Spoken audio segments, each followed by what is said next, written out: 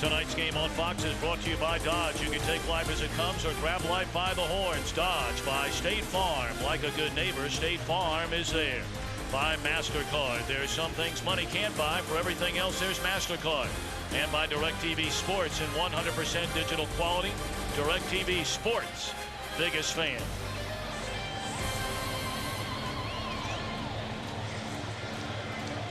Nary a seat to be found at Busch Stadium in downtown St. Louis, Missouri. Baseball fans, grab a cold, fresh Budweiser because it's game time.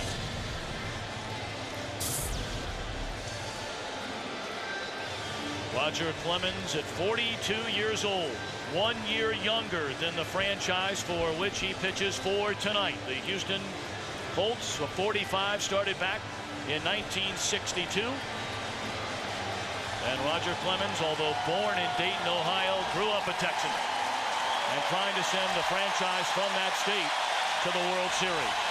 And here come the St. Louis Cardinals.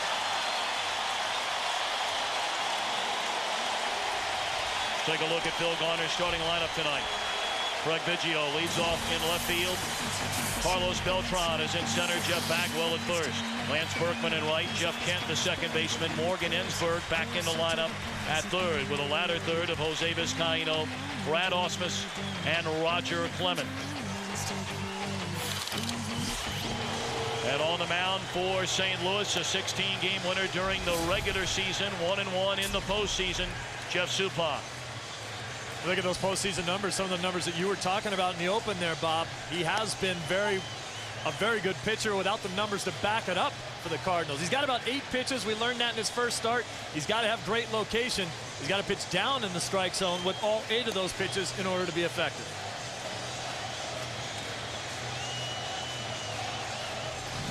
Talked about St. Louis. We cover the field defensively. Yet took a minute error in this postseason, and the defense brought to you by State Farm. Sanders, Edmonds, and Walker in the outfield. Roland, Renteria, Womack, and Pujols along the infield. A battery of Suppan and Mike Matheny. And yes, Tony Womack is in the starting lineup. For more on that, let's send it downstairs to Chris Myers. Tom, I spoke with Tony moments ago about the severe lower back spasms that took him out of last night's game early. I asked him if he would consider acupuncture. He said, we've tried everything. The pain is still there, but I'm going to give it a go. He is going to be dropped down to 7th in the Cardinal batting order, though. Trainer Barry Weinberg said they'll give him painkillers. He'll wear a heat wrap the entire game. They hope that the back doesn't stiffen up. The greatest concern is his body torque when he's batting, trying to get a full swing. He won't be 100%. The Cardinals are hoping that Womack's pain won't hurt their chances of getting to the World Series. And they moved Tony Womack down to the 7th spot in the lineup. Tony La Russa told us before the game that they were hoping to push, that word he likes to use when he talks about the running game. And with Womack's cranky lower back, they put Edgar Renteria in the leadoff spot, a guy who is healthy and who can run the bases effectively. Our broadcast is also available in Spanish by utilizing the SAP button on your television. Game 7 of the National League Championship Series from Busch Stadium in St. Louis. And Craig Biggio to lead it off for the Astros. Only 5 of 28 during this LCS. He looks at a strike and we're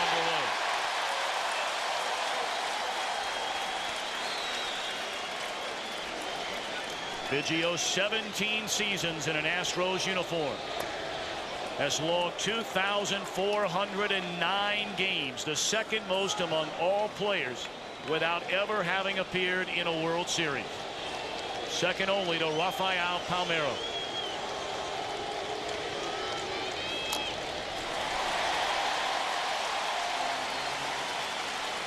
Bill Garner took over the All-Star break for Jimmy Williams.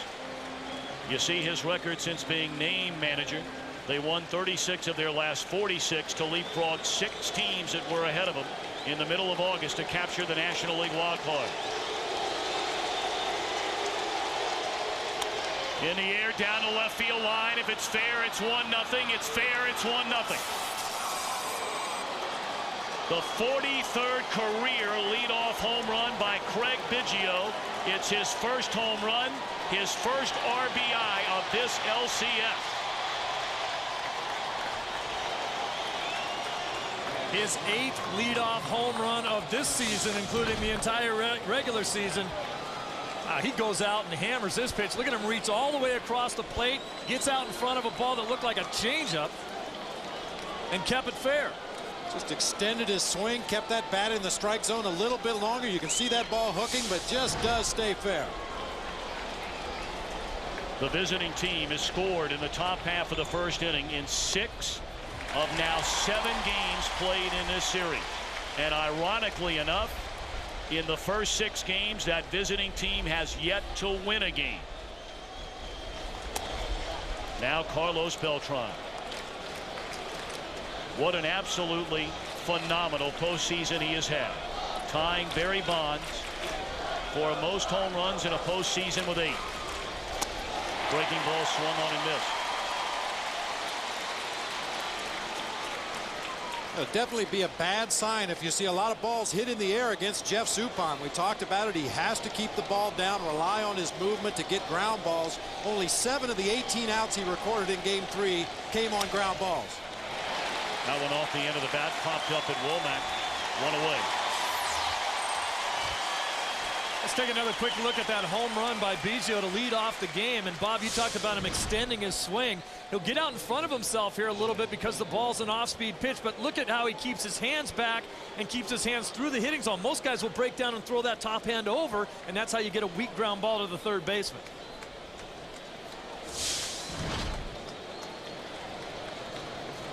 Now Jeff Bagwell. Told you Biggio has worn a Houston uniform for 17 years. Bagwell 14 years.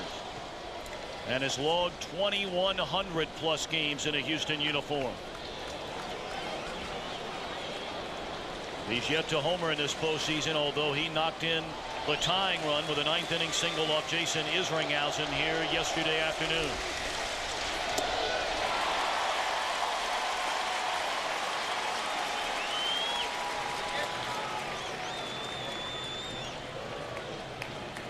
Biggio giving himself a little room to flex his muscles there. You know, big home run hitter, so jerseys sometimes get a little tight. 1-1 to Jeff Bagwell. Swung and missed, a ball and 2 strikes. We looked in the scouting report about Suppan and his 8 pitches. He'll cut his fastball, sink it, 4-seam it. He'll take different arm angles on his breaking pitches. Sometimes throw the curveball harder. Matheny laughs about it. Says, I don't have enough fingers to put down there to call all the pitches he's going to throw at me. That's an easy one. Good old-fashioned number 1. And Bagwell hits it hard into left center field. Sanders overran the ball, had to reach back the other way and got it.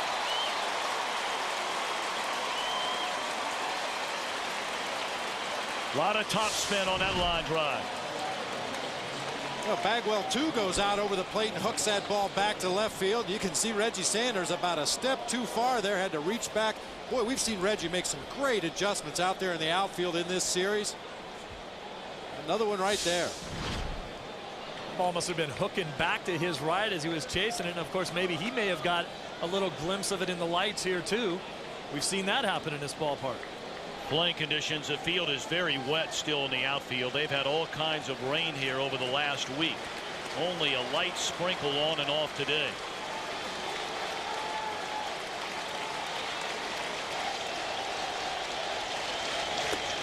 Breaking ball swung on and missed by the cleanup hitter Lance Berkman. 3 home runs in this series with 9 batted in.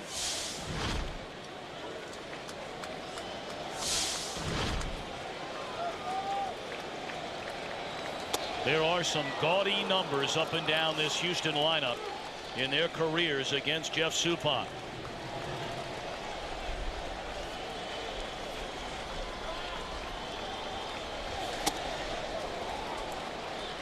Jose Vizcaino has hit .565. Bagwell and Kent each at .400. Suppan did not get a win going head-to-head against Roger Clemens 3 times during the regular season, and then Game 3 of this series. 2-2. Of the top 5 opposing hitters, 3 of them are Houston Astros against Jeff Suppan. They're the numbers you talked about, Tommy.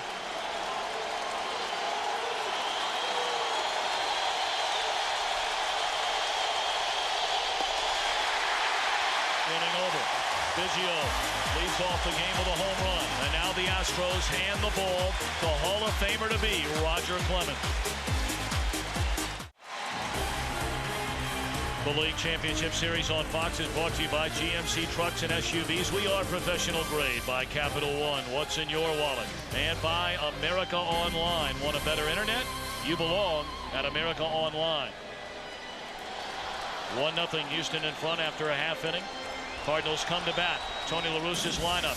Told you Edgar Renteria leads off for the first time since August of 2001. Larry Walker in right, Albert Pujols at first. Scott Rowland at third, Jim Edmonds in center, Reggie Sanders in left. Tony Womack batting seventh. Mike Matheny the catcher. Jeff Suppan on the mound. Against a six-time Cy Young Award winner Roger Clemens. Strike one to Renteria. Another outstanding year for the future Hall of Famer. An 18-game winner, 2-0 in 3 starts in the postseason. And really two different, completely different styles of pitcher here tonight. Clemens wants you to miss the ball. Suppan needs you to put it in play. Check swing, they appeal. He didn't go around. 1-1. Check out the scouting report on Clemens. 2 different fastballs. He can cut it or four-seam it. 2 different sliders. Got a Brad Lidge type slider and one that's a little more of a slurve. Works down in the strike zone a lot more, and a little contradiction there. He needs a high strike so that he can get hitters to chase a pitch up in the strike zone as well. Fastball at 94 miles per hour up and into Renteria. Clemens will do that. He talked about it before the Game 3 start. Really never came in on any of the St. Louis batters. But he definitely planted a seed in their mind.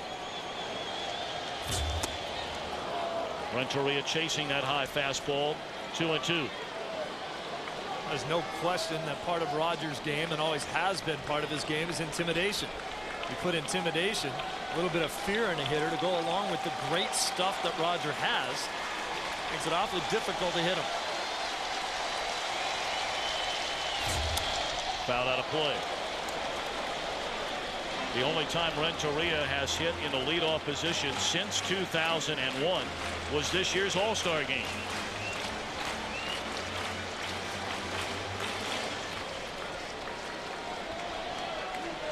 See his career numbers. Batting leadoff, just 6 points less than all other spots up and down the batting order.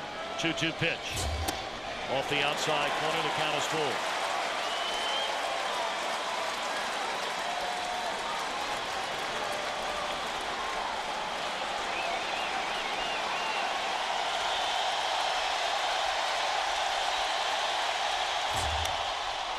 Hopper down to Morgan Ensberg, and Renteria retired. Let's cover the field defensively. Brought to you by State Farm. Biggio, Beltran, and Berkman in the outfield. Ensberg, Vizcaino, Kent, and Bagwell third to first. And a battery of Clemens and Ausmus. The Astros did not start this series playing well defensively, but now 4 straight games without an error.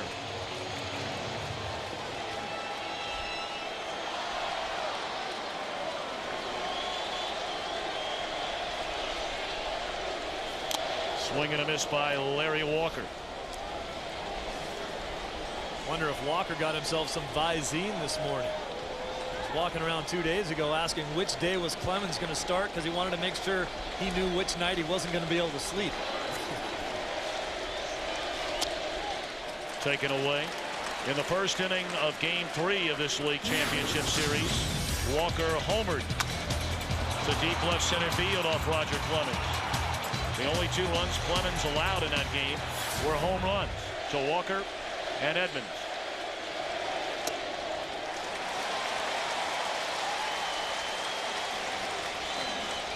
Mostly fastballs from Clemens so far.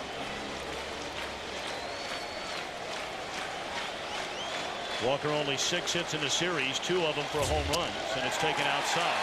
3 balls and a strike.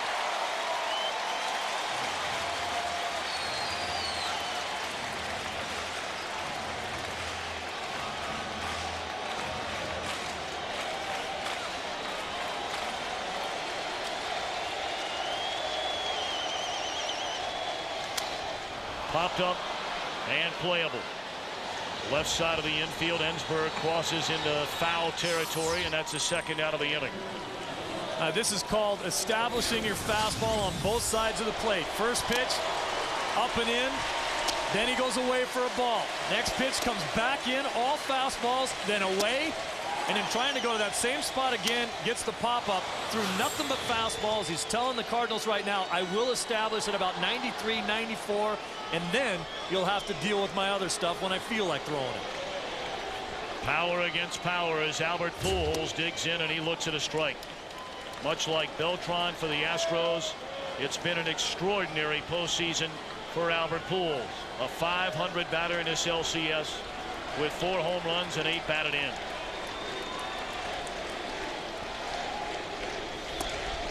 A ball and a strike. Roger Clemens has won 5 consecutive postseason decisions and has allowed 3 runs or less in 23 of 29 playoff starts. His team is 11-4 in his last 15 postseason outings. 2 balls and a strike.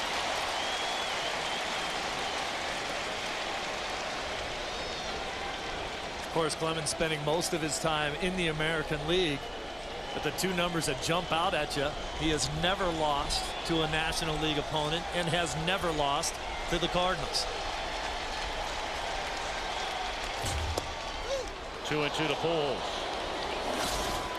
In his career in Game 7s, we told you tonight is his 4th, the most all-time. He was tied with Bob Gibson, the Cardinal great in that category, and he's been mighty good. Although he did struggle Game 7 of the American League Championship Series against Boston last year, left the game in the 4th inning, trailing 4-0.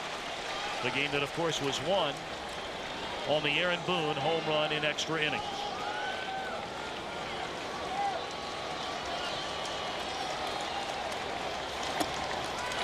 Slider away, 3-2. 3-ball count to every batter in the inning.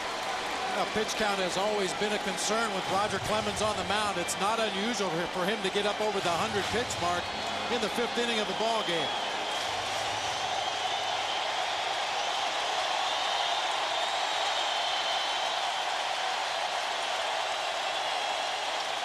Clemens shaking off Ausmus a couple of times.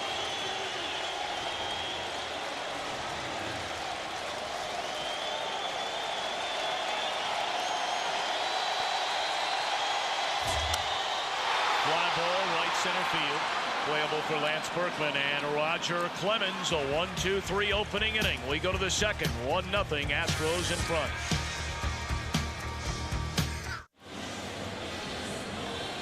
Set to begin the top half of the second inning. Game 7 of his National League Championship Series with the Astros in front 1-0. Jeff Kent, Morgan Ensberg, Jose Vizcaino coming up against Jeff Suppan.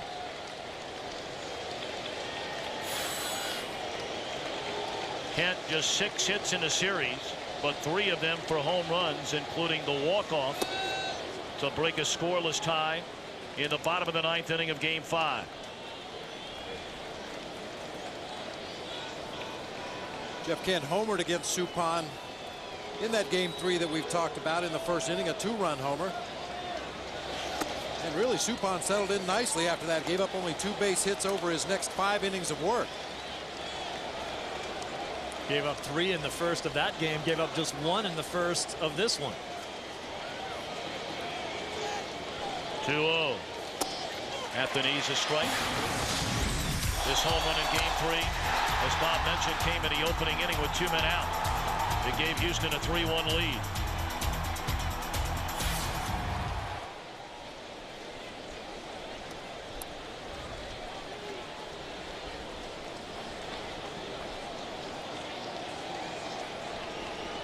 Told you about the numbers for Kent in his career against Suppan. He's worn out this entire Cardinal pitching staff all year long in 24 games against St. Louis. And remember, these 2 teams both play in the same division, so they met 18 times during the regular season, with Houston winning 10 of the 18. Kent hit .340 and knocked in 21 runs.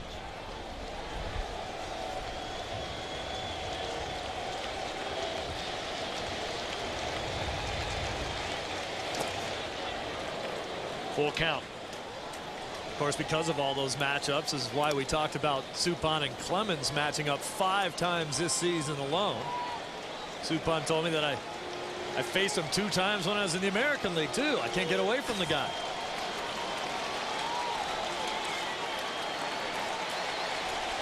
Payoff pitch coming to Kent. And he takes a breaking ball down and away, and he draws a leadoff walk. For those of you that have been focused primarily on the American League Championship Series, we bring you up to speed. In Game 1, a 4-4 game until the 6th inning. The Cardinals got 6 runs and won it by 3. In the 8th inning, tied at 4. Pujols and Rolen went back-to-back off Dan Maselli to win the first 2 games at home. We go to Houston, and the Astros rip off 3 straight wins, led by Clemens in Game 3. In Game 4, a 5-5 tie before Beltran homered against Julian Tavares. The game winner by Kent in the bottom of the 9th of Game 5, and the game winner by Edmonds in the 12th inning here late yesterday afternoon.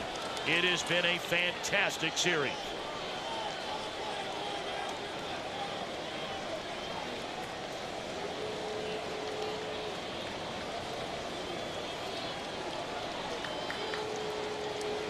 Morgan Ensberg did not start the game here yesterday. Mike Lamb got the nod and hit a home run. Ensberg lifts a fly ball at Larry Walker for the first out of the inning.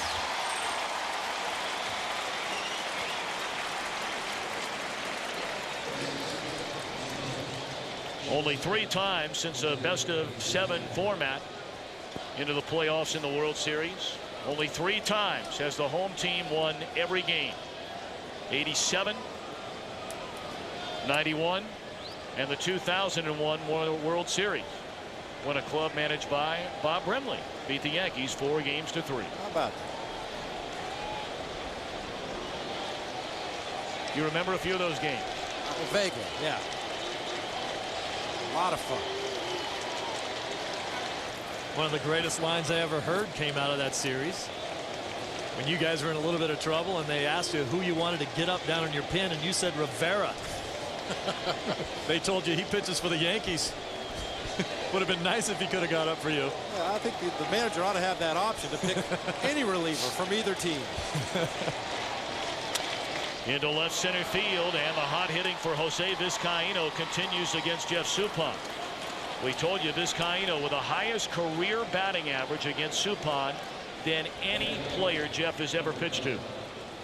And we continue to see the Astros hitters hit the ball in the air against Jeff Suppan. It's so vitally important for his success to keep that ball down, get the ground balls, to turn double plays, to escape big innings. So far in this game, a lot of pitches elevated, a lot of pitches lifted in the air. That's nice balance. I think we're already seeing a little glimpse of the managerial styles right now. Garner deciding not to bunt the runner over with Ensberg up, letting him swing away, and he pops up, whereas Tony La Russa is more willing to play small ball, especially in this game. Strike to Brad Ausmus. Only 2 hits in 16 at-bats in this series without a run batted in. Well, Tommy, you mentioned Vizcaino swinging the bat well lately, but sometimes a sacrifice bunt, you have to look who are the following hitters. You don't always want to advance a runner into scoring position for the bottom of your order.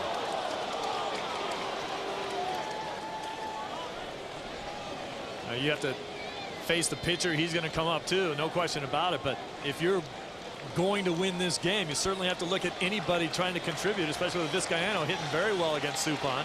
Give Ausmus a shot to break out. 1-1 to Ausmus. Breaking ball down and away. Astros hitters laying off those breaking balls down that induce primarily the ground balls that Suppan is looking for. Well, there's no question that both of these teams know exactly what the pitchers are going to try to do. There are no secrets at this point in the season. As you mentioned, they faced each other 18 times in the regular season. They've seen each other 6 times in the last week. Scouting reports, videotape, there are no secrets at this point in the season. In the air, deep left center field. Edmonds on the run. Dives, and he's got it. Throw into second base. They can't double up. What a play by Jim Edmonds.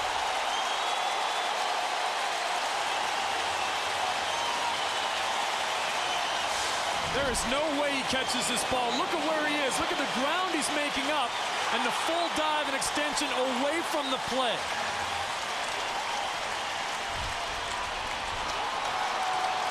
Fantastic effort. The guy has been a human highlight reel his entire career. Great diving catch. Both the runners were on the move. You'll see it here on the right side of your screen. Had this ball been thrown to a cutoff man, they conceivably could have gotten Vizcaino at first base. He was well off the bag at first. And they thought he had no chance of catching that ball as well. Now Roger Clemens down a strike. What a huge play that could turn out to be in this game and in this series. And this series has come down to this game. Saves 2 runs. You end up with a guy on third with only 1 out.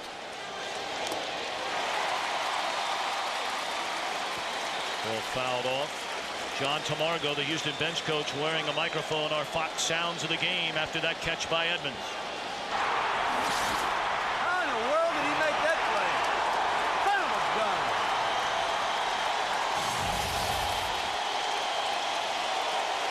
A lot of coaches have said that over the years about Jim Edmonds.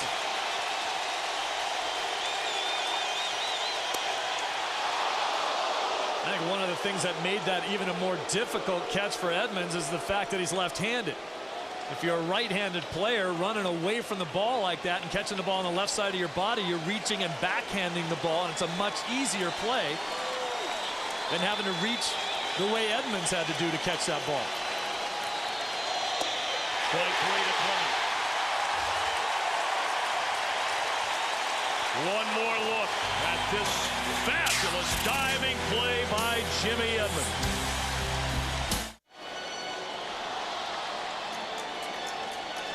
Jimmy Edmonds, a spectacular diving play to save for sure 1, perhaps 2.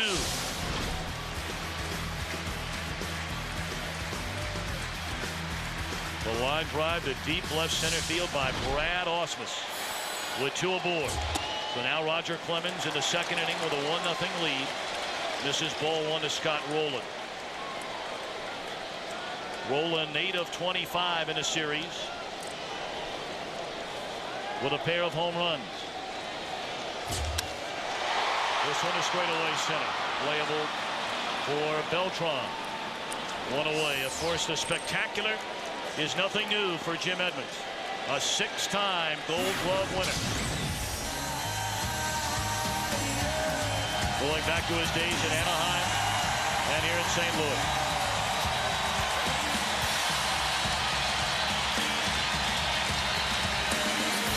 But none bigger than the top of the second inning here tonight. Game 7 of this NLCS. Outruns the ball.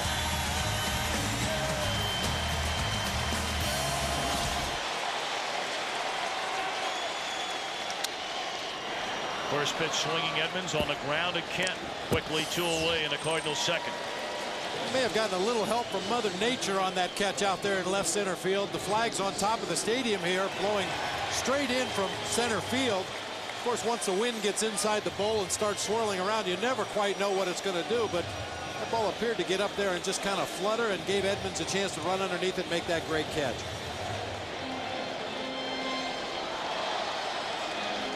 Oftentimes we talk about outfielders that have such great speed they can outrun their mistakes if they don't get great jumps on the ball. Edmonds does not have the blazing speed. He just doesn't make mistakes. Strike 1 to Reggie Sanders. Up until yesterday, it had been a very quiet series for Sanders, Tony Womack, and Edgar Renteria. Chopped down to third. Throw in the dirt, picked out of there by Bagwell, and that'll end the inning. We play 2 in Game 7. 1-0 Houston. 1-0 ball game. Houston in front. We go to the third. Throughout this LCS, we've identified a key matchup in the game to determine who holds a DirecTV advantage. Look at these numbers. Identical in wins, team batting average, runs scored, and ERA. That's not a typo in any category. Greg Biggio, who produced the game's only run with the first ever leadoff home run in a Game 7 in postseason history.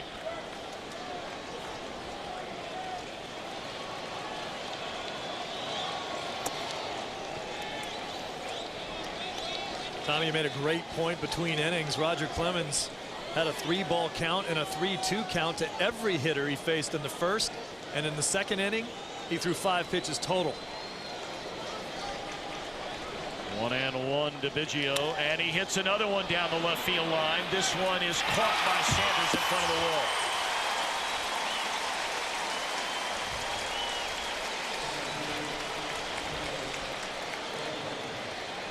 Carlos Beltran, told you already, 8 home runs in this postseason, tying Barry Bonds for the most ever. He has scored 20 runs, a postseason record. He's done it with a bat. He's done it with his legs. 5 stolen bases in the postseason. And he had a play much like the one Edmonds made a while ago at Minute Maid Park to take away perhaps an inside the park home run off the bat of Edgar Renteria.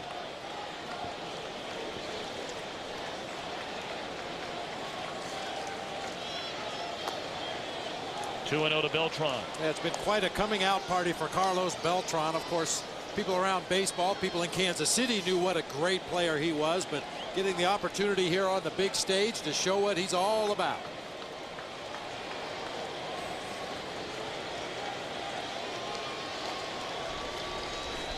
That one bounces up there. 3-0 to Beltran. Talk about his defense in a scoreless game.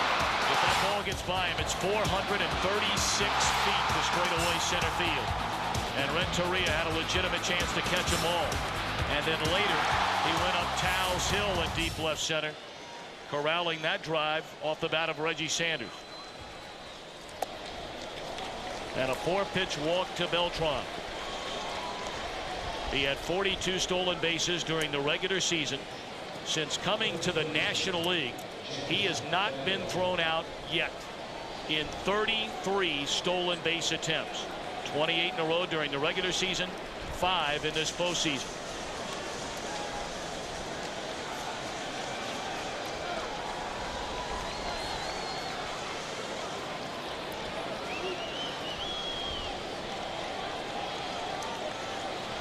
Potential base stealing situations, the Cardinals pitchers have at some point during the next at bat held the ball, go into the stretch position and just hold to see if that runner will commit.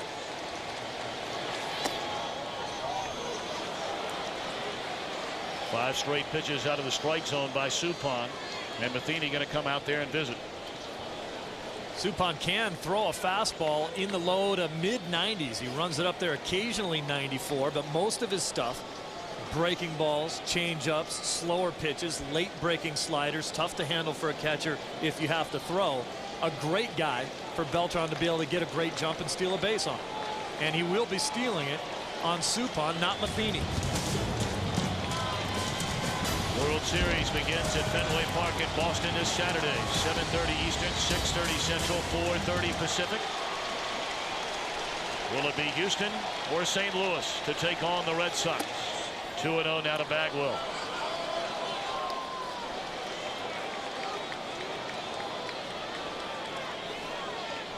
We saw Beltran score all the way from first base on a double down the third base line from Bagwell in the third inning yesterday that hit the padding prior to going down into the left field corner.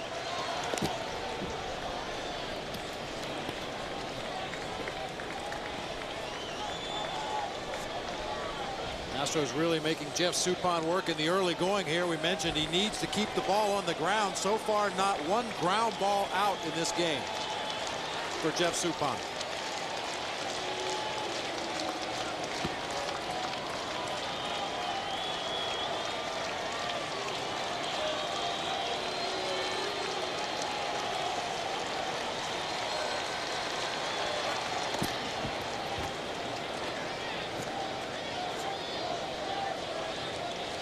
A good base stealer will change the complexion of the game in a hurry. Changes the defense, changes the catcher's thinking, changes the pitcher's thinking.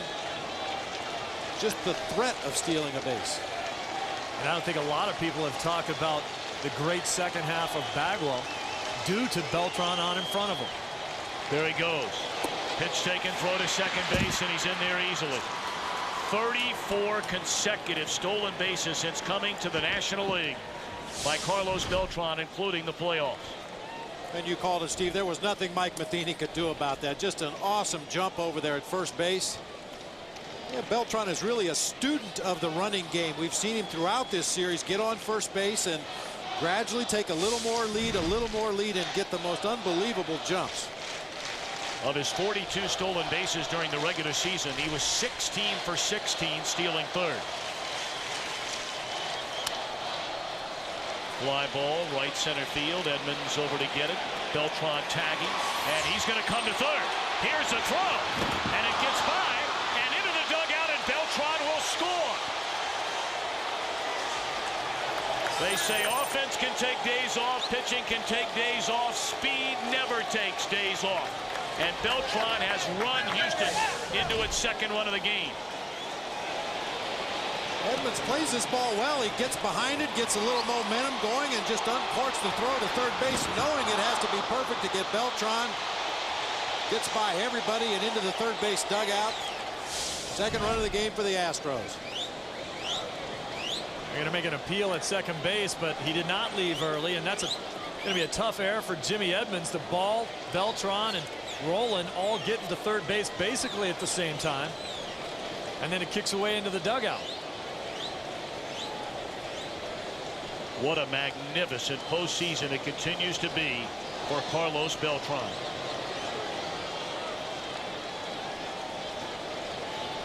That is the first error of this postseason by the St. Louis Cardinals.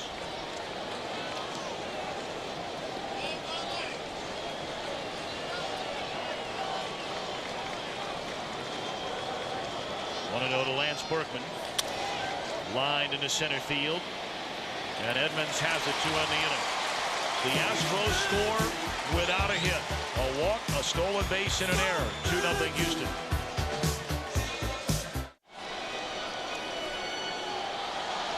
Carlos Beltran drawing a one-out walk in the third inning. Steals second. And on the fly ball to center field, tags up, goes to third. An errant throw brings him home. 2-0 Houston. As the Cardinals bat against Roger Clemens, last of the third inning, looking for their first base runner of the game.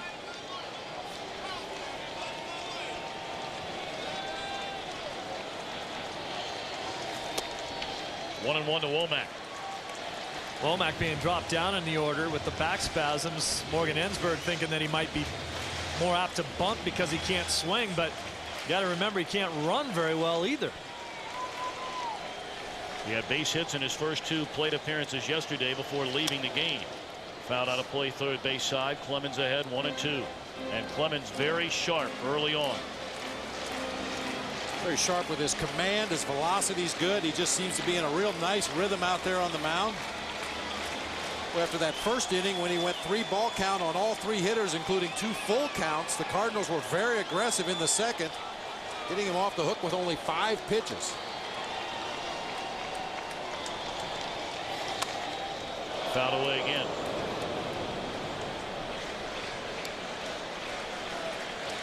Talked about him in the open being more of a finesse guy now with a power pitcher's mentality. And there's a possibility that this may be Roger Clemens' last game ever. And he came out in that first inning wanting everyone to remember that he's a power guy. Into left center field. It'll fall, a base hit. Biggio over to cut it off. Here comes Womack to second base. Throw there, not in time.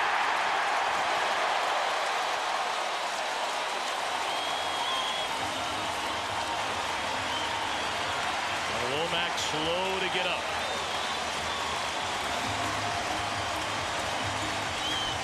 Well, guys, you never wish an injury on anybody, but I wish my back hurt that good. Look at him turning it on. And this head first slide at the end puts his body in a little bit of an awkward position. That can't feel good for a man that's been suffering from back spasms for the last 24 hours. But a sweet move right there, knowing that if there was going to be a tag applied, it would come from the other side of the base. Mike Matheny just 2 of 16 in this LCS without an RBI. Fouls it away. He's down a strike. Well, Tony Womack, for your Arizona Diamondbacks in 2001, Bob Brenly, had arguably the 2 biggest hits in franchise history. Game 5 of the division series, eliminating the St. Louis Cardinals with a game-winning single off Steve Klein. And then the double, which knocked in the tying run, the bottom of the 9th inning, Game 7 of the World Series against Mariano Rivera. That is a fair ball. And Matheny will advance the runner to third. We caught up with Tony La Russa an inning ago, and here's what he had to say. Tony, you've seen this happen a lot of times with your career here in St. Louis, and since Edmonds has been here, that catch saved you a couple runs. Well, that might end up being the difference in the game. That's at least 2, and who knows what more, but that's a great play. Tony Womack scheduled to lead off the bottom of the 3rd inning for you. Explain your thinking in moving him down in the lineup and putting Edgar Renteria in the 1 hole. Well, Edgar was going to hit first if Luna played, and then I thought, there's a chance that Tony can't finish this game, and then the replacement Luna hits at the top of the lineup. That's really not very fair to him. So let him in the 7th spot, and it's not a bad spot. He's leading off the next inning. And he leads off this inning with a double. Here comes a squeeze, and it's going to work to perfection.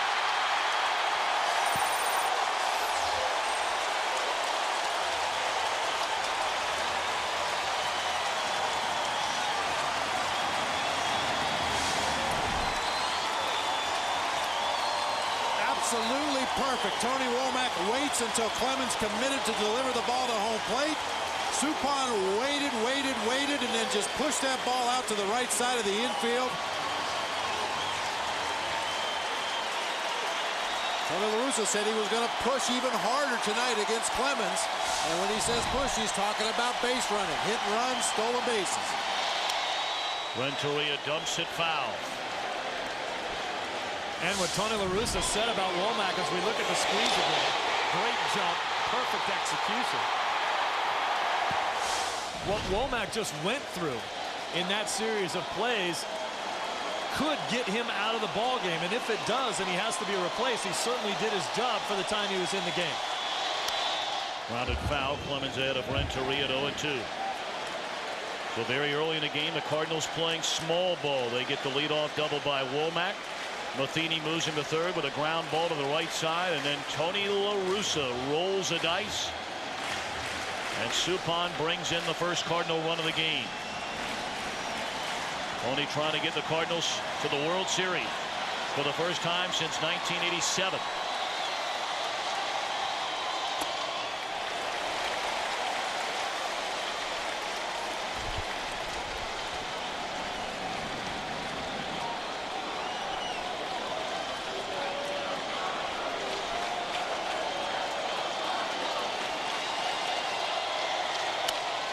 Good play by Clemens on a high hopper.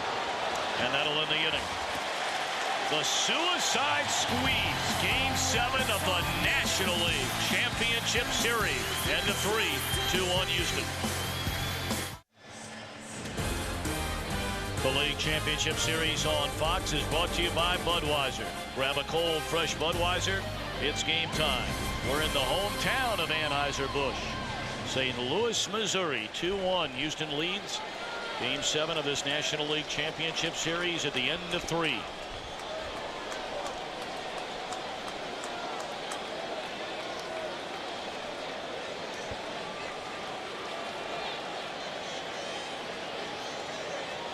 Close to 53,000 on hand tonight at Busch Stadium,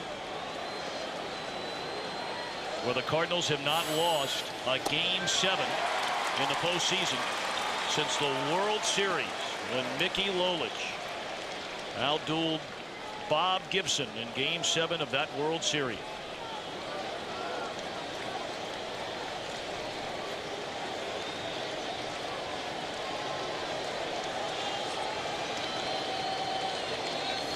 A ball and a strike to Jeff Kent, who walked in the second inning.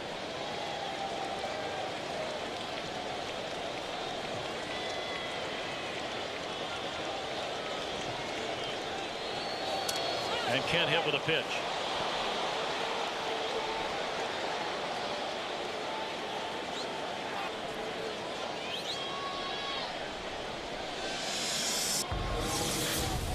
look at that pitch from Suppan. Runs up and in, just clips Jeff Kent's jersey. Astros with the leadoff man on here in the 4th inning. Ensberg did not bunt back in the 2nd when Kent walked to lead off. We'll see what they do here.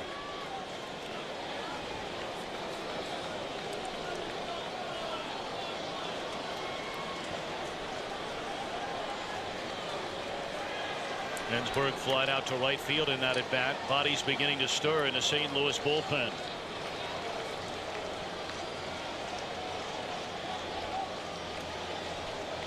There's the hold you were talking about, Bobby.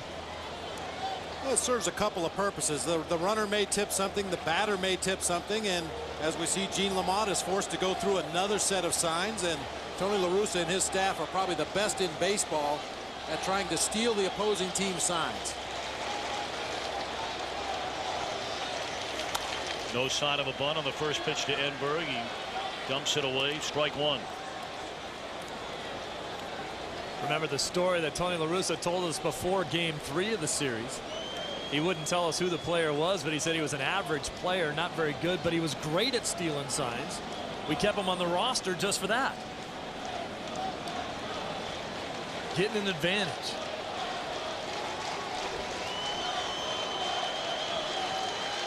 The 0-1 to Morgan Ensberg. Nope. A throw will send Jeff Kent back to the bag.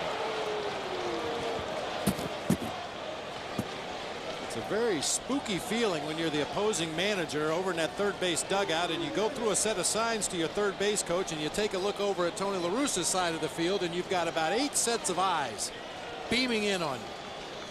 Tony will hide behind the TV camera on occasion over there in that first base dugout. Bench coach Joe Patini, Dave Duncan, the pitching coach, Mitchell Page, the hitting coach, Dave McKay, the first base coach, all have responsibilities as to who they watch when the signs are given. A lot of the bench players, guys that don't play every day, a few guys that aren't even on the roster, some of the starting pitchers will also do the same thing and watch players to see if pitchers are tipping their pitches. 1-2 to Ensberg.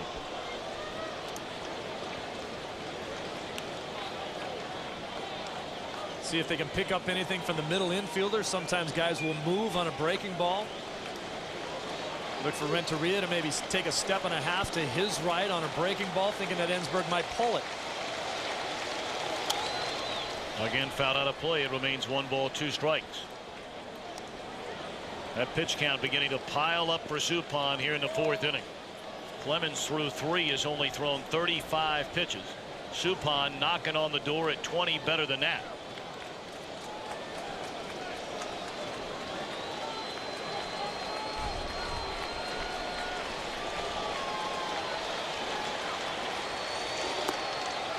Low and in, 2 balls, 2 strikes. Suppan, a teammate with Roger Clemens when he was originally drafted by the Boston Red Sox, was selected by Arizona in the expansion draft, pitched there for half a season, moved on to Kansas City where he really got his career on track, moved to Pittsburgh last year, then traded to Boston, did not pitch in the postseason for the Red Sox. Fouled back out of play. Cardinals took a flyer on him this season, and boy, did that pay off. Grew up in Southern California, where his father, his mother, and Jeff have just opened a restaurant, Soup's Grill. What else would you expect? 2-2.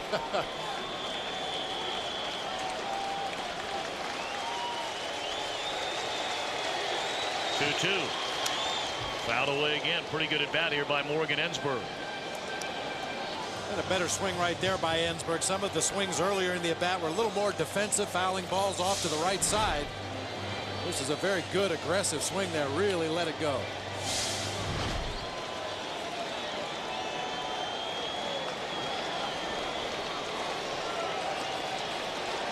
This will be the 8th pitch in this at bat. And a check swing, foul ball. That was a defensive swing right there. The ball almost would have hit him. He didn't get his bat on it. Way up and in. Yeah, in the sternum.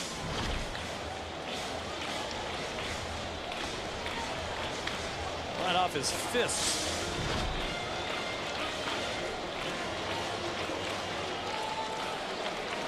Ken at first, nobody out. Top half of the fourth inning. And again, the 2-2. Breaking ball low to run the count full. Now, Ensberg has struggled in this series. We told you just 2 of 19. Ken had 7 stolen bases in 10 attempts during the regular year. Bobby, you start him here? I think you can. Ensberg only struck out 46 times in over 400 at-bats this year. Pretty good chance he's going to put the ball in play. I'd go ahead and start the runner. Steve, you start him? Run. Got to be aggressive. Both teams have played that way all series long. He's not going. And it's fouled away.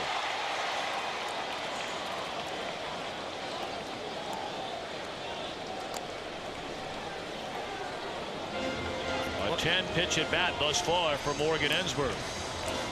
One of the things that Phil Garner did when he took over this team was put everybody on the green light. He said, I got a veteran ball club that knows when to run, when not to run. They're smart, and we have to be more aggressive if we're going to be any better. Saw Kent taking a peek in towards catcher Mike Matheny. We've seen those eyes of Tony Womack through the years when he takes his lead over at first. One thing to think about is the balls earlier in this series that were fouled off the foot of Jeff Kent. They were worried originally that he may have broken his foot as he peeks in to see the signs. 3-2, there he goes. Lined into left field, it'll fall, a base hit. Kent an aggressive turn, but will stop at second base. So the Astros leading by a run, 2 on and nobody out. And Jose Vizcaino coming up.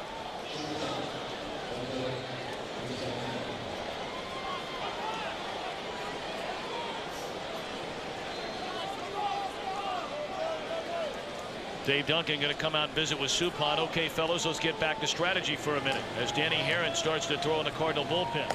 You have a guy in Vizcaino who's hitting nearly 600 in his career against Jeff Suppan.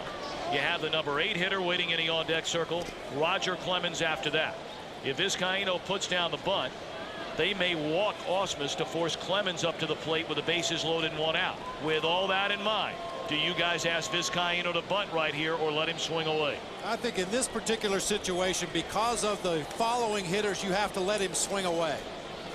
At some point, if he gets the count in his favor, hit and run is a possibility. You don't like to really hit and run with 2 runners on and nobody out because of the fear of hitting into a line drive triple play. But the way Vizcaino's swinging, I think you let him keep hacking. I don't mind the bunt here, even if you do walk Ausmus, because Clemens will come to the plate with the bases loaded. He's outstanding with the bases loaded, and you have 2 outs to work with. First pitch swinging, Vizcaino drops it foul. He singled into left center field his first time up.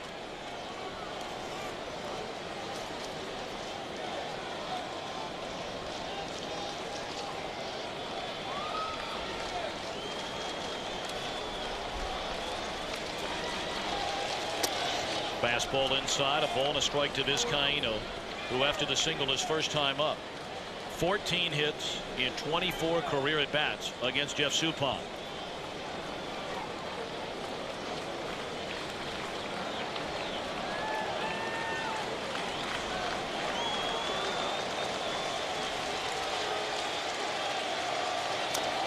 Breaking ball fouled off behind the plate. We invite you to play Hit the Pros, presented by the all-new GMC Canyon, and face real pitches from today's best hurlers.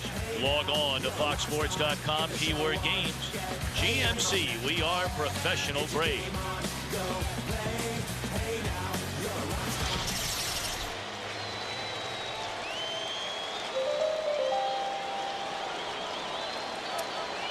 Jeff Kent leads at second.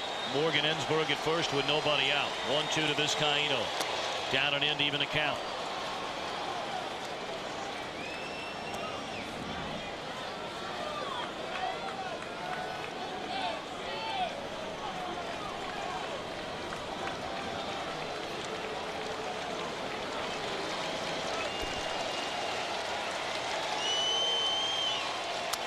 On the ground, down to first. Pujols to second.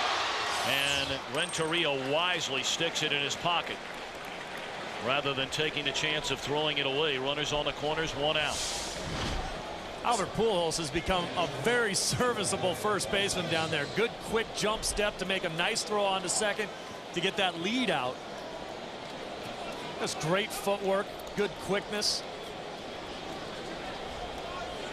That's the first out recorded on the ground by Jeff Suppan in this ballgame. We talked about it at the top of the show. He's a sinker slider guy that needs to keep the ball down, let his defense work behind him. Every out before that in this game had been either a strikeout or a fly ball. Ausmus without an RBI so far in this LCS. His first time up, he hit the liner to left center field, but Edmonds made the diving play on to save one, if not two, if not more than that.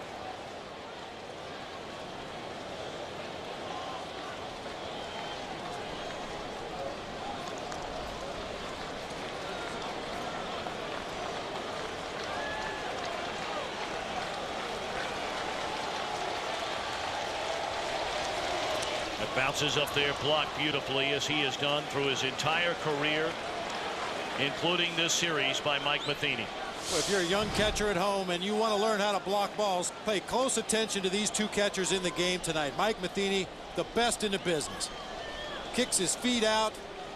Look at his upper body leaning over to make sure that ball bounces down, stays in front. This one actually hits him on the right arm and gets about as far away as a ball will ever get from Mike Matheny. And that ball took a very odd hop, about a foot farther to his right than anyone expected, and he still knocked it down. Pitch out. So putting Suppan in a hole here at 2 balls and no strikes with runners on the corners and only 1 out.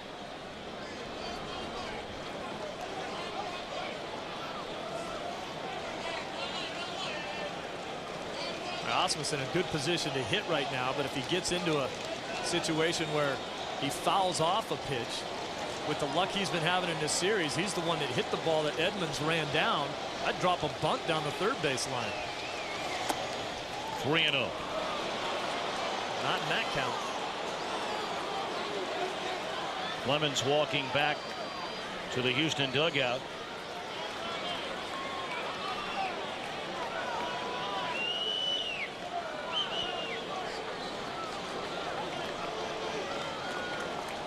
Three-0 on Brad Ausmus. Wow. Pitcher on deck, 3-0 count.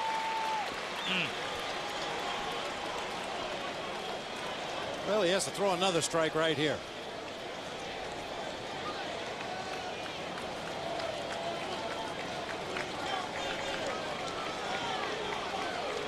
Kent the runner at third, Vizcaino on at first. 3-1 to Ausmus.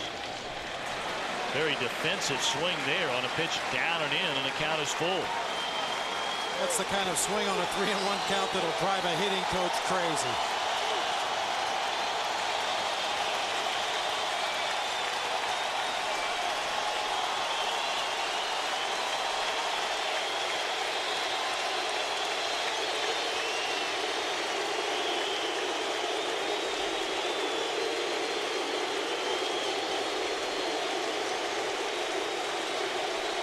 Three balls, 2 strikes.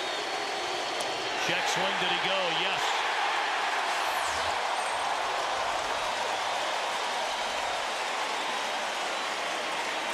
A failed chance for Brad Ausmus.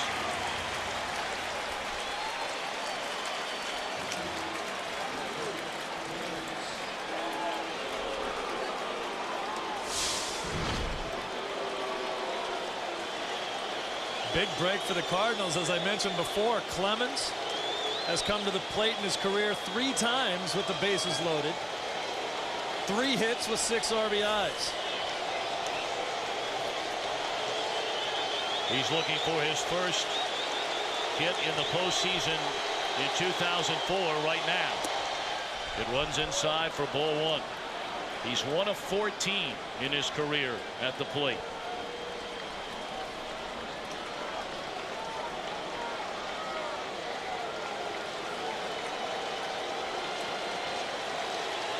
Kent at third, Vizcaino at first, 2 away. And fouled out of play by Clemens, a ball and a strike.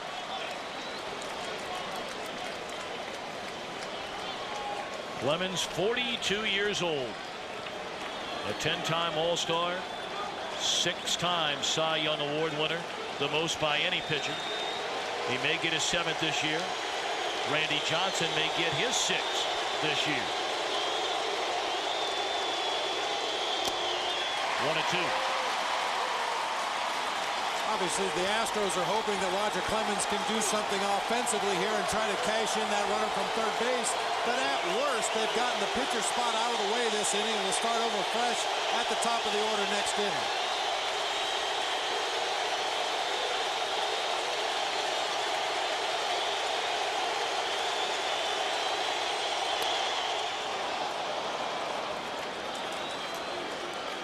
Before Game 5, Clemens had his oldest son, Kobe, out taking some batting practice in Minute Maid Park, regularly depositing balls into the left field seats and giving his father some hitting tips.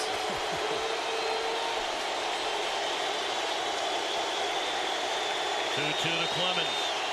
Strike 3 call to end the inning. Suppan works out of the 2-1, nobody out jam, and the big hitters coming up for the Redbirds, down a run. Bottom of the 4th inning, Game 7 of this National League Championship Series. And the heart of the order coming up for St. Louis. Larry Walker, Albert Pujols, and Scott Rowland. Walker popped up in foul ground on a 3-1 pitch his first time up.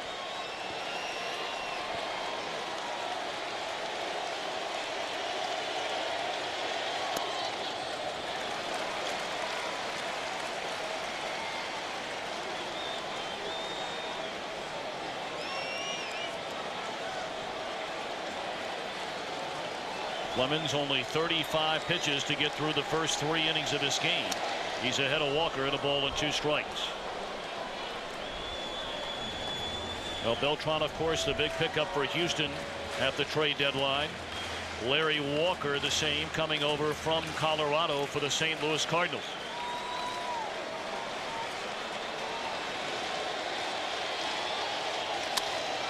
In the air, left center field. Plenty of room out there for Biggio.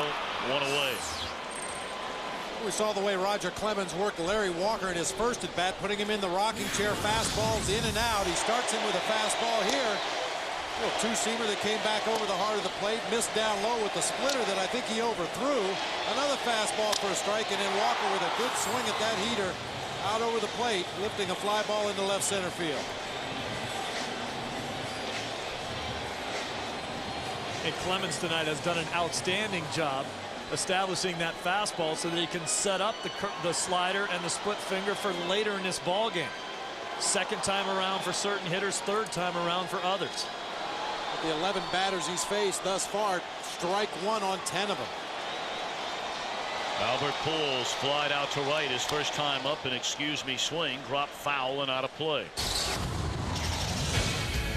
Albert Pujols in his postseason 6 home runs, so he's only 2 off the base, set by Barry Bonds in 2002 and Carlos Beltran this year.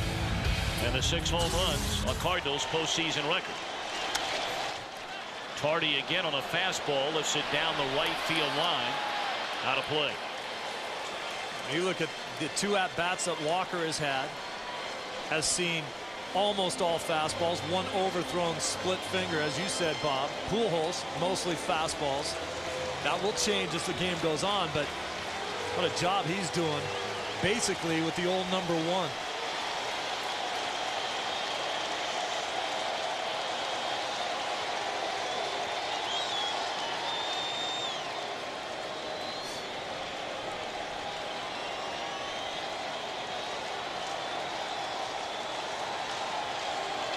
And 2 on Albert Pujols. He had a good rip at a fastball there and fouled it straight back. And Bobby, you talked about the number of times that Clemens has shooken off the signs from Ausmus, and almost every time he does, it's because he wants to go back and throw the fastball. Amazing. 42 years old.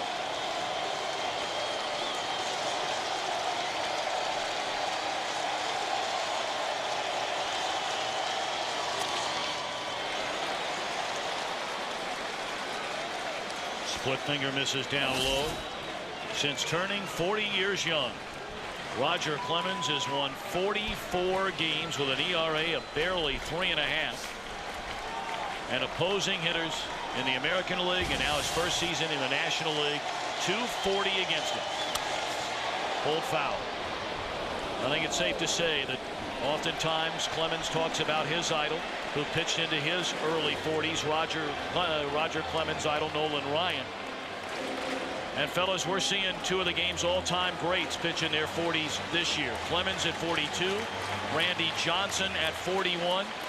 Johnson may have had his best season ever this year on a team that lost 111 games. They rank 2 and 3 on the all-time strikeout list.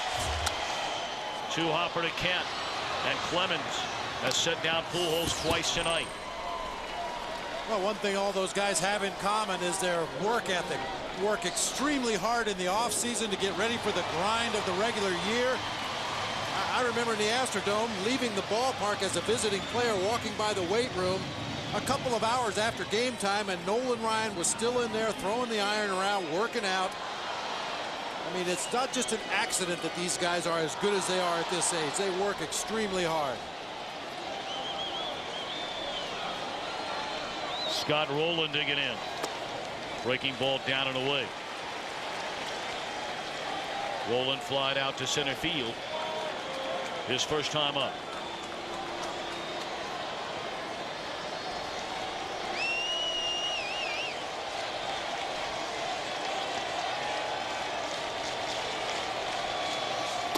Check swing and a miss. Let's send it downstairs to Chris Myers. Tom, usually on a day when a guy pitches, not even his teammates talk to him the closer he gets to game time. But a couple hours before tonight, Clemens in the clubhouse with teammates talking about a fishing hunting trip that went awry. He said things didn't go as planned, but in the end it all worked out well, and it was worth the trip. He had his teammates chuckling and relaxed. He said, tonight I hope it's worth the trip for all of us. Roger Clemens keeping it light, and pitching for the Astros. Well, the most important game in franchise history. Why they brought Roger Clemens back home and talked him out of retirement after signing Andy Pettitte to pitch in games like this one.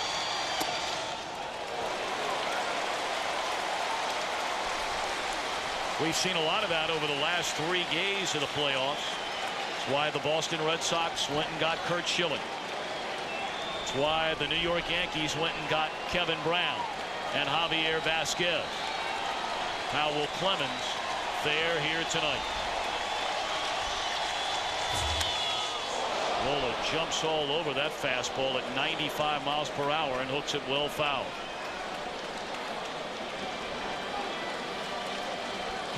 There's Roger's wife, Debbie, and Kobe, his oldest son, on her right. Kobe has a big baseball tournament down in Florida this weekend. Roger's hoping that he's still busy and can't go. He said, I'm going to send Mama down there. A lot of scouts want to see him play. Check swing, fouled out of play.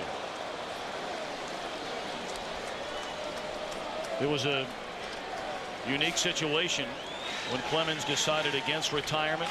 Andy Pettitte talking him into coming back, but he didn't want to make all the road trips unless he was pitching. So he called up Craig Biggio and Jeff Bagwell, and he said, this is what I'm thinking about doing. I want to spend more time at home. Do you mind if I don't make every single road game? They talked it over, said, come on board, big fella. We'd love to have you.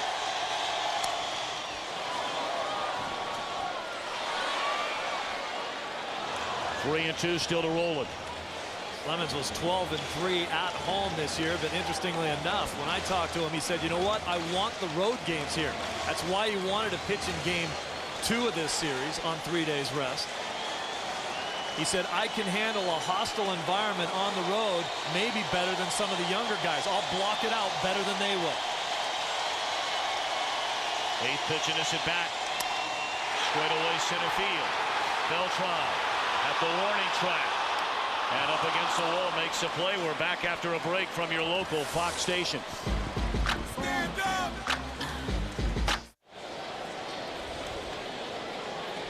Top of the 5th inning, game 7 of this National League Championship Series. The Houston Astros trying to get to the World Series for the first time in franchise history.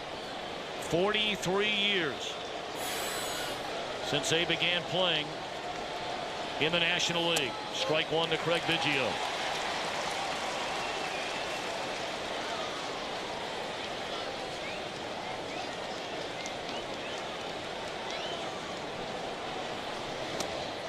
Biggio led off the game with a home run down the left field line. Like a changeup out over the plate, down a little bit, went out and hooked it into that left field corner. You know, after spring training starting in February, 162 game regular season, the division series now here in the LCS. We came out of the managers meeting with Phil Garner this afternoon at 4 o'clock, and Craig Biggio in a pair of shorts and a t-shirt, bat in hand, headed down to the cage, get a little extra work in.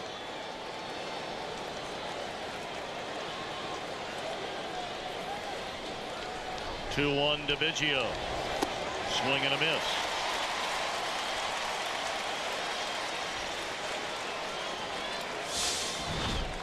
Suppan generally relies on late movement, like he gets out of that pitch right there, and Biggio swings right over the top of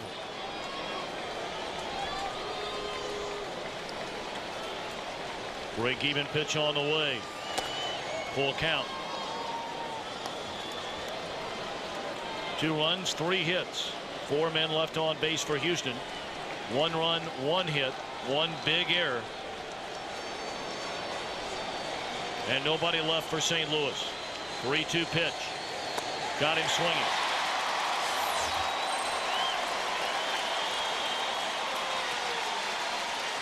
Well, the last 2 days in this National League Championship Series, we've had walk-off home runs. Jeff Kent in Game 5. Jim Edmonds here yesterday. Are you guys surprised, Steve, I'll start with you, that a home team has not lost a game in this series? Well, not that surprised, especially with the way the rotation worked out. I mean, I think we thought that the Cardinals would have an advantage in the first couple of games, and then going down to Houston, where they don't lose at all, and then getting the chance to see Clemens and Oswalt in games 3 and 4 down there. Not that surprising. First pitch swinging Beltran, and a one-hopper and rolling. Quickly 2 gone for Suppan here in the 5th. Well, plus I think there's something to be said for the home crowds. And obviously the fans here in St. Louis have been outstanding for a number of years, and the Astros fans responded to the challenge. That was one of the loudest venues I've ever been to in my life down at Minute Maid Park. Boy, and the people in both of these cities have been fabulous. Southwest part of America, down in Texas, and here in the heartland of America, the Midwest. We thank the Astro fans and Cardinal fans for all their hospitality during this series.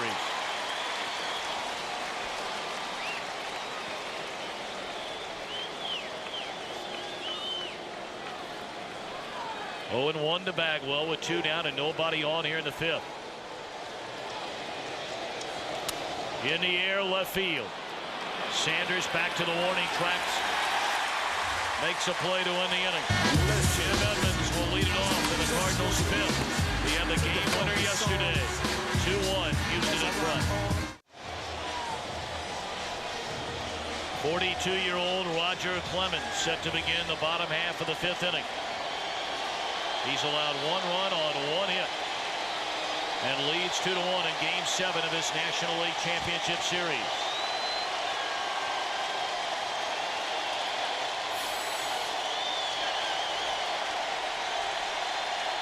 Edmonds digging in. Strike 1. Bottom of the 12th inning against Dan Maselli. Brought us to Game 7.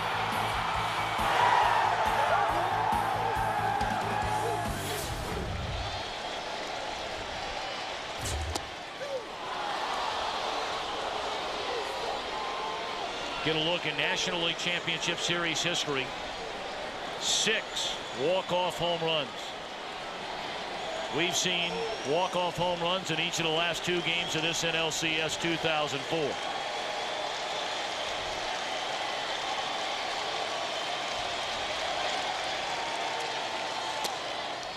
Roger Clemens without a strikeout thus far tonight.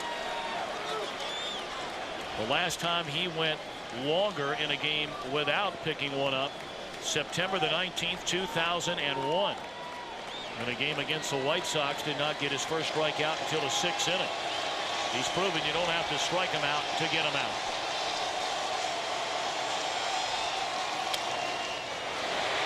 Into right center field, a base hit for Edmonds. Big turn by Edmonds. He'll stop right there with a leadoff single representing the tying run. Last time the Cardinals had the leadoff hitter on was when they scored their only run of the game in the 3rd inning. Tony Womack led off with a double. Now Jim Edmonds here in the 5th inning with the leadoff single.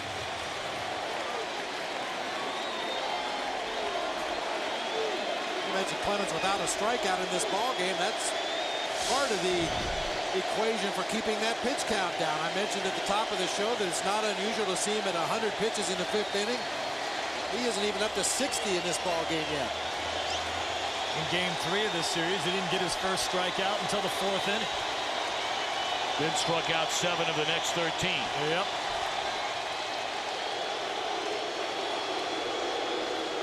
Boy, we saw that replay again of Edmonds' home run ball in last night's ball game. We talked about him being a high ball hitter. That darn thing was almost over his head. Now Reggie Sanders. Fastball away.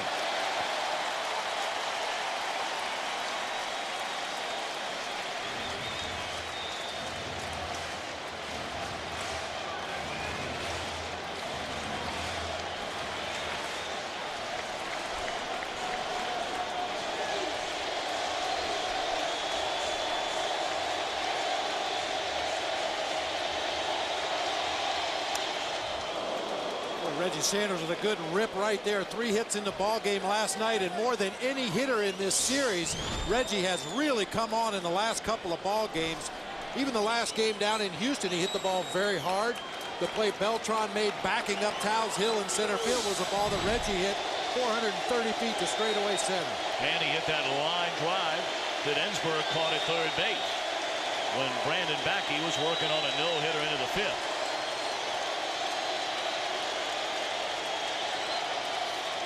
We talked about him last night, very much a streaky hitter. He can carry a team on his shoulders for weeks at a time, and he can struggle mightily when he's not swinging well. But last 3 ball games, Reggie has really been squaring it up. Sanders bounced to 3rd, his first time up tonight. And a 1-1 pitch. Swung on and missed. Got him with a breaking ball. That's what you can do to Reggie, get him thinking fastball and then throwing the breaking pitches away. Second on this Cardinals team in strikeouts with 118. This is great placement by Clemens. Outer half.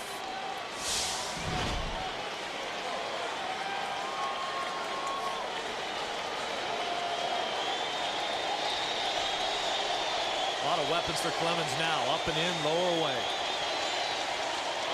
They go low and away, and Sanders doesn't chase it. 2-2.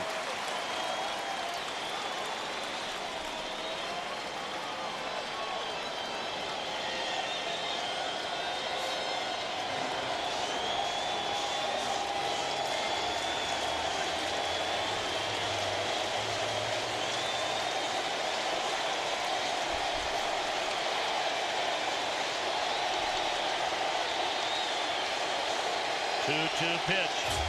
Check swing, fouled away. It gives us a chance to tell you our Budweiser fantasy player Johnny Damon. What a game 7 last night, driving in 6. Log on to foxsports.com, keyword fantasy baseball. Tonight's game brought to you by Budweiser. Grab a cold fresh Budweiser, it's game time. Congratulations to Terry Francona and the Boston Red Sox. The last time they reached the World Series, Roger Clemens pitched and won Game 7 of the American League Championship Series, 1986.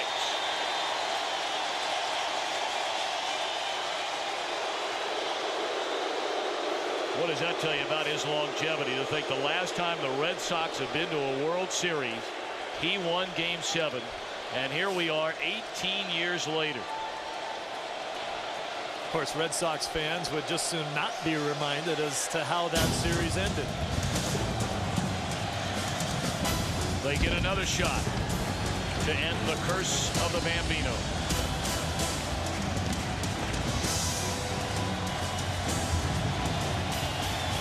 Edmonds only 8 stolen bases on the season, but Clemens paying almost no attention to him at all.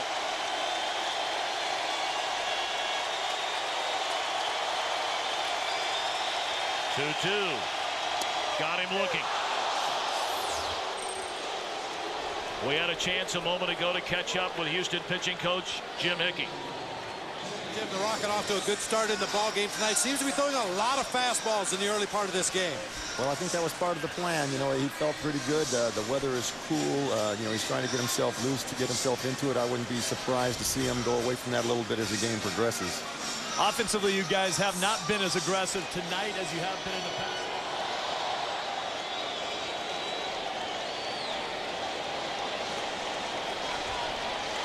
Throw to first, sending Edmonds back to the bag.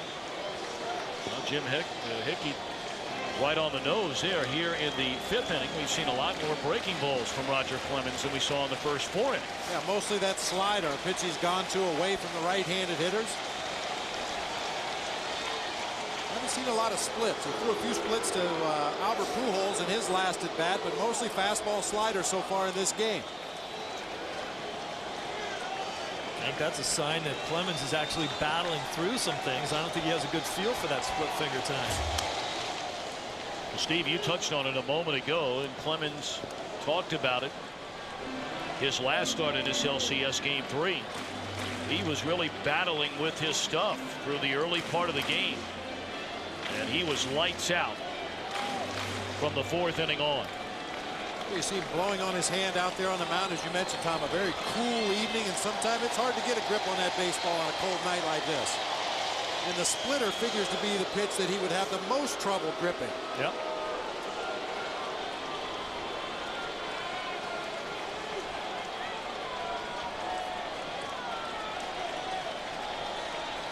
Oh, and 1 to Tony Womack, who doubled and scored the only Cardinal run. Ground ball, base hit into center field. Beltran charging hard and keeps Edmonds at second base. So Womack, 4 consecutive hits.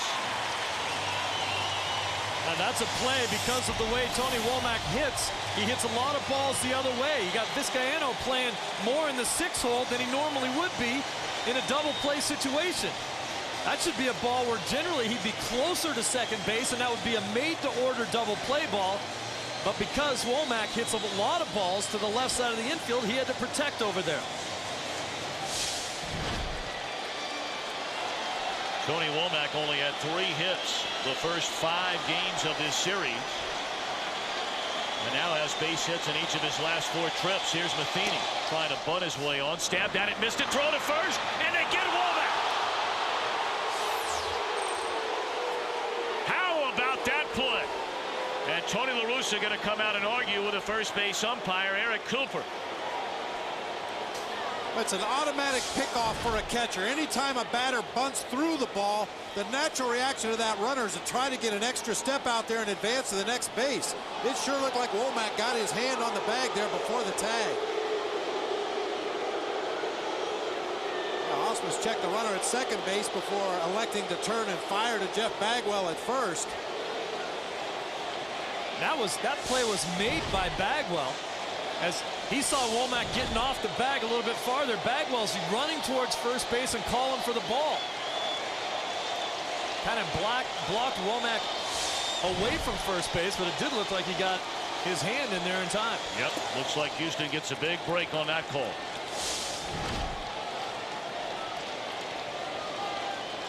Bagwell just trying to stay in the way so that Womack can't get to the bag, but looked like he got in there. And once again, another hard, awkward slide by Tony Womack. I wonder how that makes that lower back feel. I'll tell you, when you hit a double and you slide into second, it feels a lot better than when you get picked off of first base. Good point. Now Matheny looking for his first RBI in this LCS. We get another look. So close. And once again, the umpire, Eric Cooper, trying to get into position to see, but because of Jeff Bagwell's positioning on that bag, I don't think he really had a good look at the tag.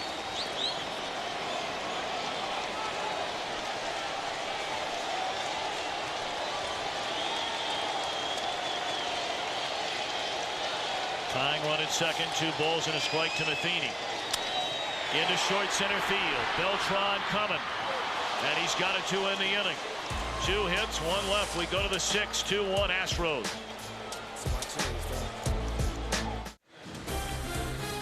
The League Championship Series on Fox is brought to you by Toyota. Choose any direction as long as it's moving forward. By SBC, going beyond the call. And by Johnson & Johnson.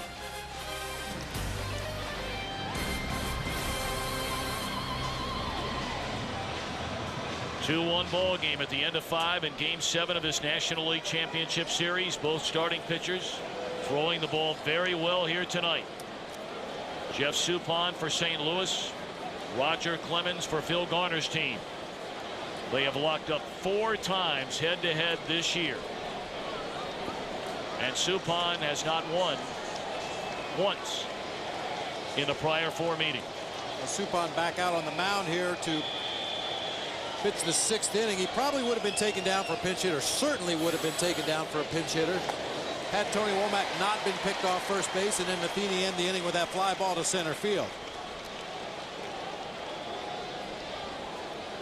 It's a big inning for him too, being a finesse type guy, going through the order of Berkman, Ken, and Ensberg, all of them with power to hit the ball out of this park.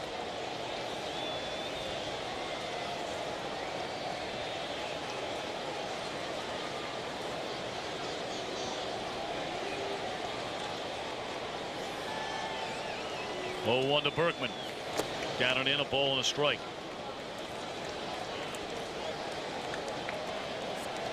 .88 pitches for Suppan. He's only allowed 3 base hits. His last start in Game 3, he allowed only 5 hits in 6 innings. Berkman chases the pitch up, and it's out of play. The Astros have hit 25 home runs during this postseason. Only 2 shy of the San Francisco Giants, who hold the postseason record with 27 in 2002 when they lost to the Anaheim Angels in the World Series in 7 games.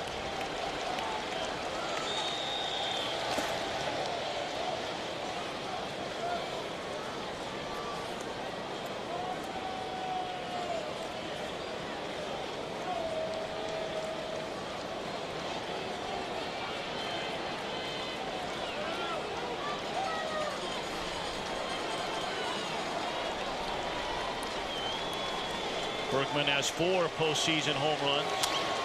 Tardy on that fastball, lifts it down the left field line. Sanders over near the stands and runs out of room.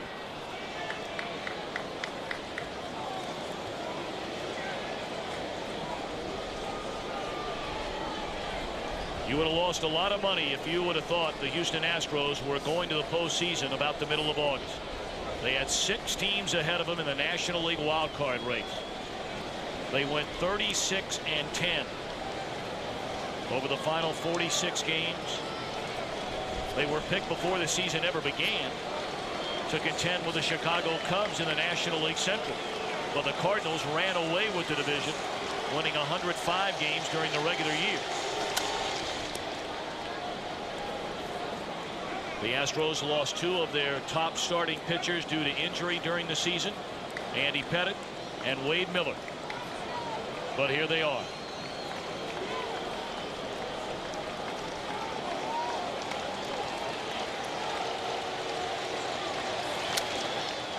In a lot of ways, they're quite similar to the National League champion Florida Marlins of 2003. Started under 500 in Florida before Jack McKeon took over, and then got red hot. The Astros, a 500 team. Phil Garner took over, got red hot. 3-2 to Lance Berkman. I'm loving this at bat by Berkman right now. Swung through a bad breaking ball for the very first strike, and since that time,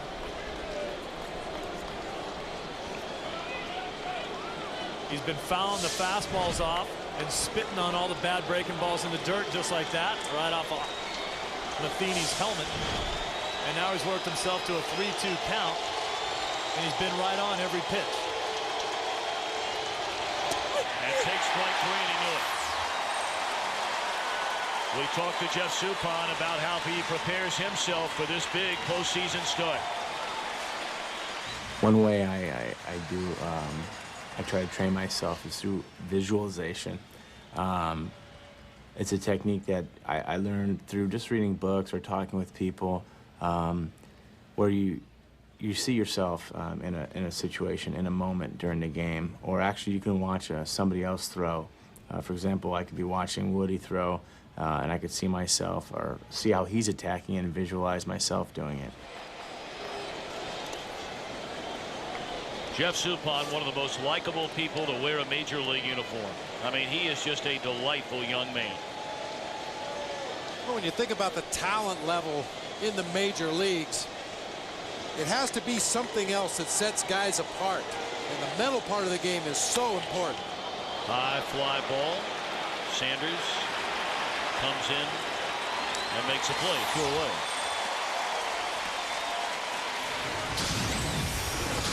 Jeff Suppan got the start.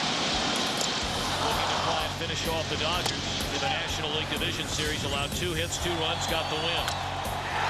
Threw the ball very well in Game 3 of this LCS. Allowed only 5 base hits and only 3 runs.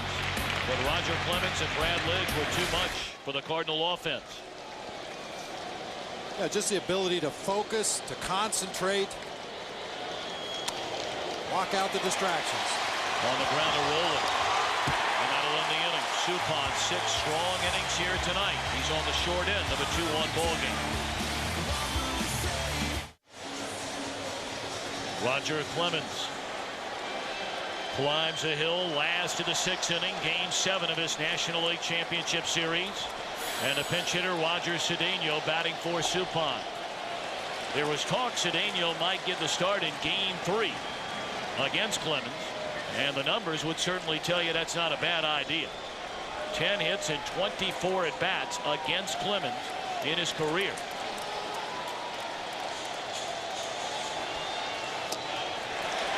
To Cedeno. Another terrific outing for Jeff Suppan in this postseason.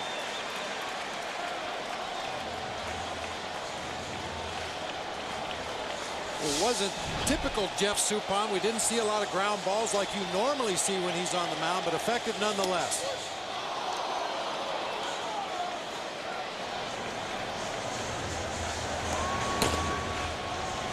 Kiko Calero will come on in the 7th inning.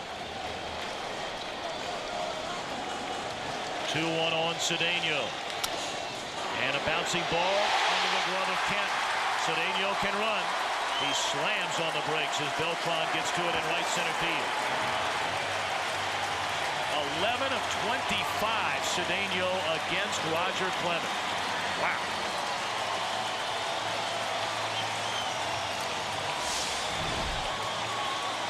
I think Cedeno does a great job up there, especially against a guy like Roger Clemens, of not trying to do too much. Put the ball in play, get a good hard pass at it, let it go where it wants to. In this case, to the right of Jeff Canton up the middle for a base hit. Tendency for some hitters when a guy throws hard like Clemens does, or has the type of power that he does, is to go up there and try to swing even harder. Cedeno can fly over at first base. 5 out of 6 in stolen base attempts this year as a part-time player. Has had some big stolen base years in his career. Stole 66 for the Mets back in '99, 55 for the Tigers in 2001.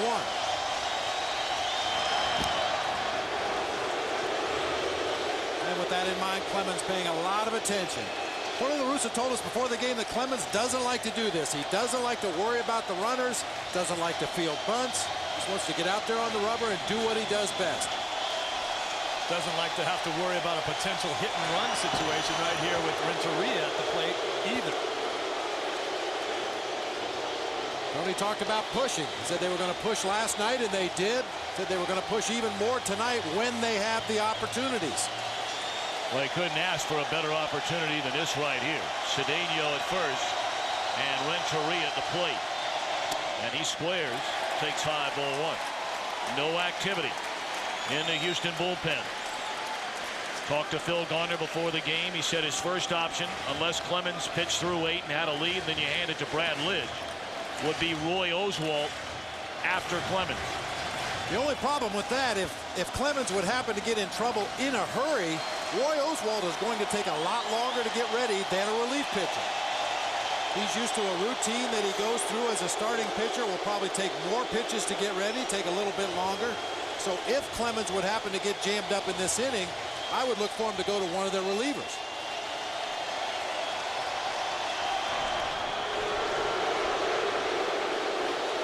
And especially with the pitcher spot due up third next inning for the Astros, you certainly wouldn't bring Roy Oswalt into the ballgame unless you double switched.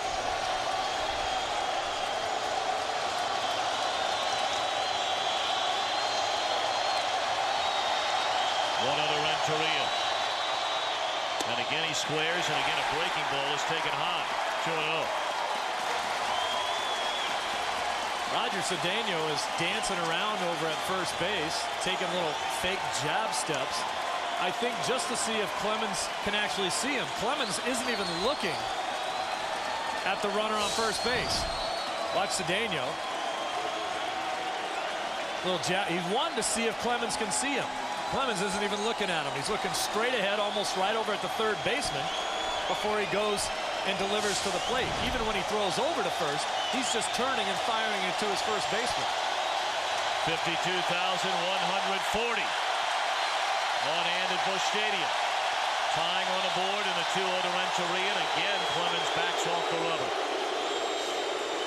We talked about it earlier when Carlos Beltran reached on the one-out walk and ended up scoring, how speed changes the ball game, and you've seen this game come to a grinding halt. Clemens paying a lot of attention to Cedeno over there at first base.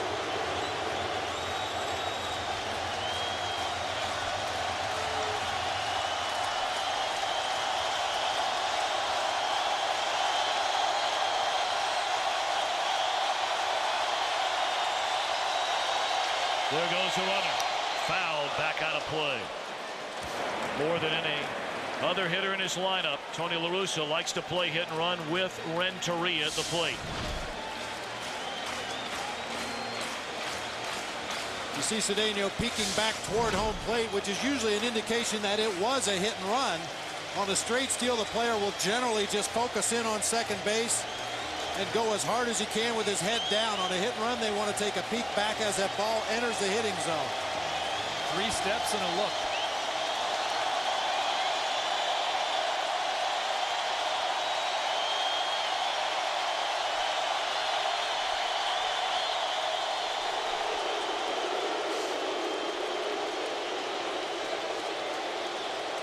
Renteria showing bunt there as Clemens stepped off the back of the rubber, but Renteria is such a heads-up player. When he saw Clemens step off, that could have been a decoy.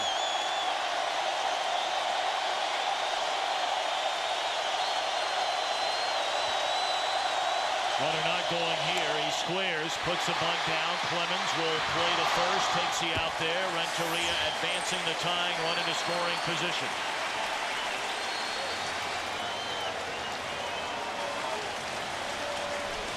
This is why Edgar Renteria has made himself so valuable. A good hit and run guy. Now they ask him to go ahead and lay the bunt down. He deadens it right in front of home plate. Make sure that the only play is to first and you move the runner up. Anytime you send a hitter up that can do that many things, he can drive a ball out of the ballpark, hit a gap, pull off a hit and run for you if you need it, and then if you ask him to drop down a bunt, he can do that too. That's a guy that's going to be #1 on their list to re-sign for next season. Tying run at second base, and Larry Walker the batter. He's fouled out to third and flied out to left.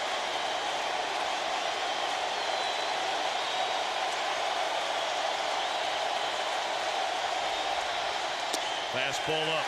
Clemens missing up in the strike zone for the first time all night with both breaking balls and fastballs here in the 6th inning. And still no activity in the Houston bullpen. Walker might start getting a little comfortable at the plate. He's seen almost exclusively fastballs from Clemens.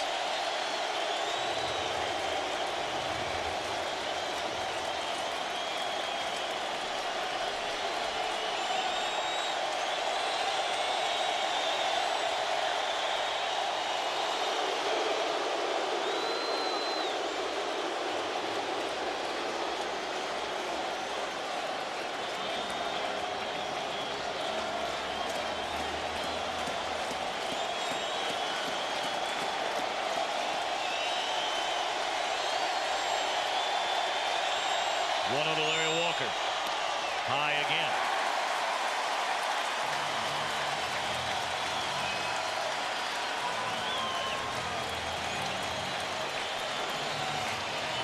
Biggio led off the game with a home run. Houston made it 2-0 on a walk, a stolen base by Beltran. He scored on a throwing error.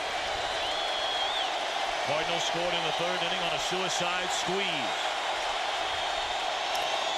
Bottom fell out of that pitch. 2-1 to Walker.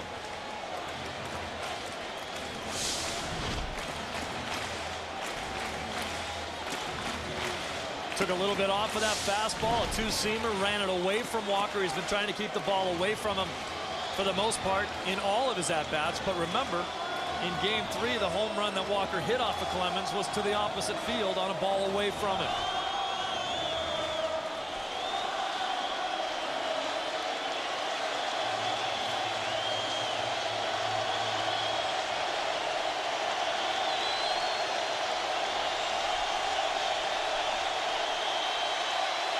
Clemens okays a sign. Now the 2-1 coming to Walker. Roller up the first base line. Clemens has it. Gets the out. Advancing on to third is Cedeno. With a tying run 90 feet away, and here comes Albert Pujols.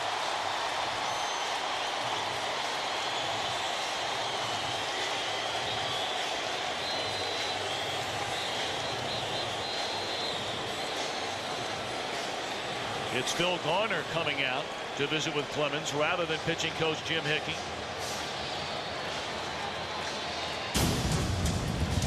We remind you Saturday, Game 1 of the World Series from Fenway Park in Boston.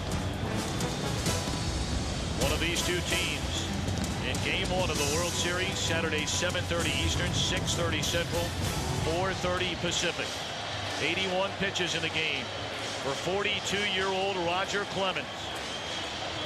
Tonight making his 30th postseason start.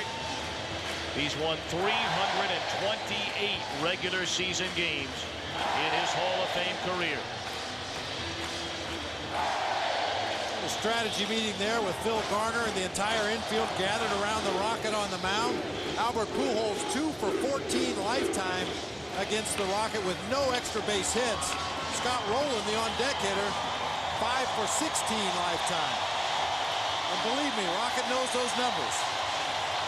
Tony La Russa was talking about all the different kind of things that Albert Pujols can do. Morgan Ensberg playing way back. Drop a bunt on you, walk home. This is like one to Pujols. This is a guy that's potential MVP of this series, known for his power, has done a tremendous amount of damage with his power. And in a game like this, you get runs home any way you can.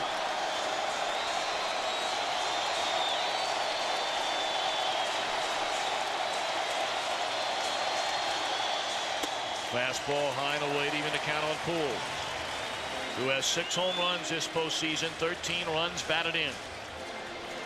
He has been the Cardinals' best hitter the entire season. He has been their best and most consistent hitter during this league championship series. The entire lineup went south when this series went south, besides Pujols.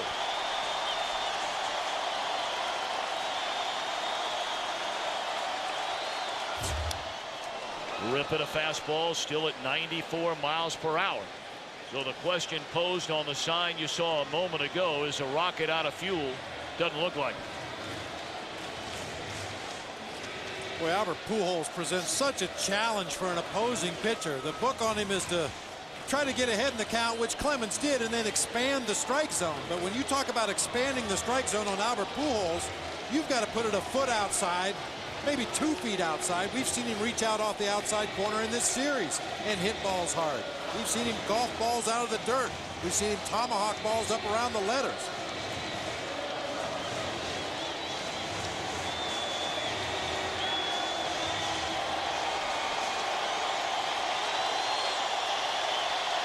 One-two to Pujols. Into left field, and we are tied.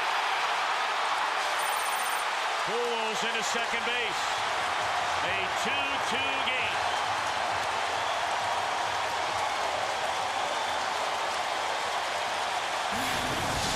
Pujols starting to change those numbers. Clemens, first pitch fastball right down the middle. Then he went away from him with a fastball. Then up in the strike zone. Pretty good pitch to hit. Pujols missed it, and then he didn't miss the exact same pitch the next time around. Clemens with poor location in that at-bat against Pujols. Now Rolen with a chance to give the Cardinals a lead for the first time tonight. Which he does. Is it gone? Yes!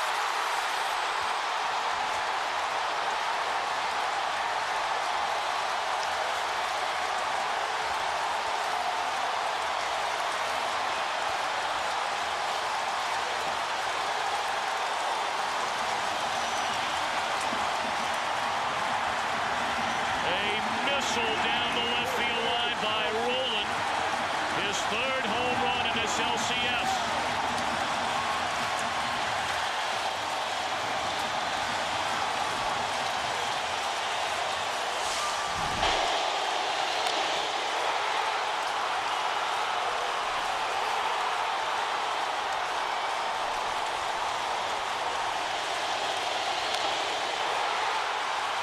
Clemens not making the adjustment. We talked earlier on how he has been challenged in the middle of the order with fastball after fastball after fastball, and everyone thought that he may adjust and go to his breaking pitches later in the game. He didn't do it, and he's getting hurt. Now Jim Edmonds. First pitch swinging. Comes up empty. Dan Wheeler begins to throw in the Houston bullpen. This St. Louis batting order can hurt you top to bottom. Scored more than 800 runs during the regular season. And boy, the heart of this order. Walker, Pujols, Rolen, Edmonds, Sanders. 0-2. Boy, for me, it really gets back to getting the leadoff hitter on base, a guy with some speed. It really changed the inning. Roger Clemens was working in such a good rhythm. Get the ball and pitch, get the ball and pitch. Cedeno reached base. Suddenly Clemens had to distract his attention or divide his attention and has made some mistakes in this inning.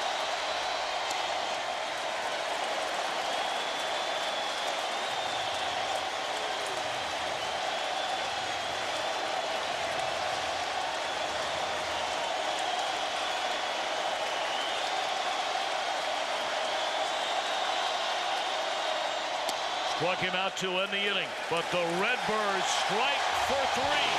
We're back after a break from your local Fox station.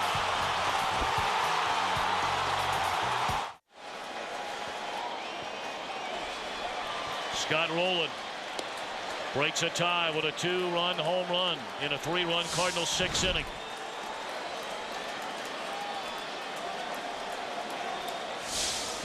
Right after Pujols had doubled on 3 pitches that he could have hit, Rolen sees the first one right down the middle and hammers it. Tony La Russa will hand the ball to Kiko Calero. He had been scored upon in Game 2 and Game 4 of this series before going an inning and a third yesterday of one-hit shutout baseball. He's thrown very well here in the postseason.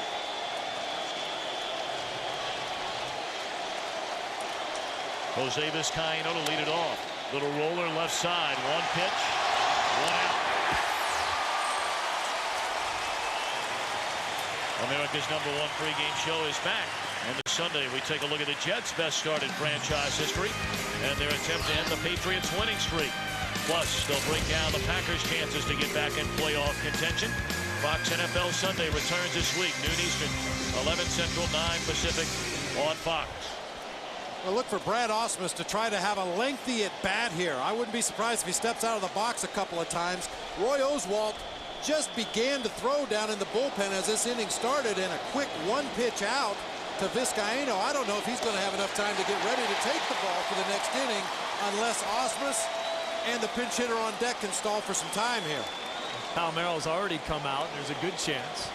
Well, certainly have seen Clemens throw his last pitch in this ball game. We watched him strike out Edmonds to end the inning. maybe the last pitch he'll ever throw in his Hall of Fame career. Clemens undecided about whether or not he will return next year.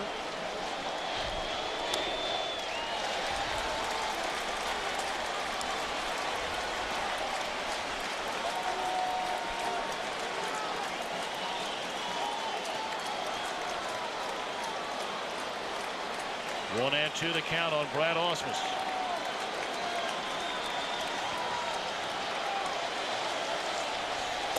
Started two and laid off.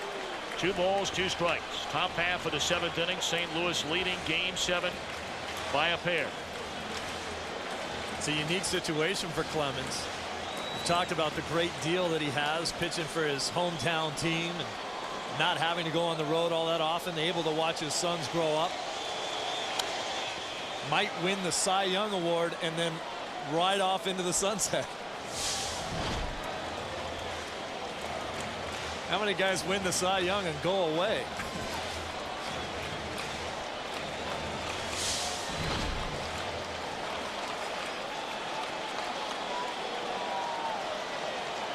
Sandy Koufax, the only name that comes to mind in that category. And Ausmus gone swinging.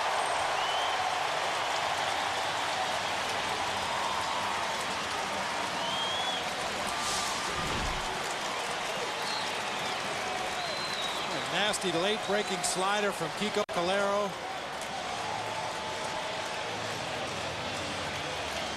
It's a pretty good view of it that you would see as a hitter. Looks like you can hit it when you start to swing at it. Drops off a table and ends up in the dirt, and you look silly. And everyone says, how can you swing at that? Palmeiro, a pair of hits and 6 at bats in this LCS. Slider on the inside corner, a dandy from Calero.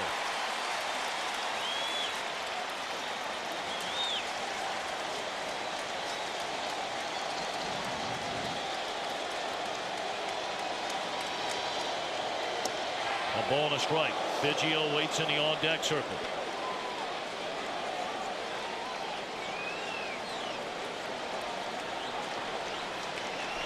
Jeff Suppan again. A terrific effort. His 3rd in a row in this postseason.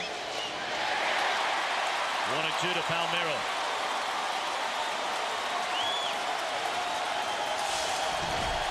The pitches with late movement will make big league hitters look silly. That ball was in the dirt. Even Mike Matheny had to reach across to make a backhand play right there.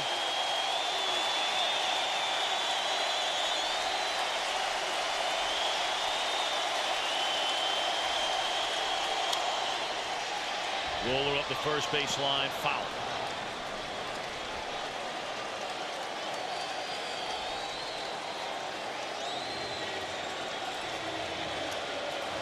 Well, watching Roy Oswalt warming up down in the Astros bullpen, it appears that he will be ready to enter the game.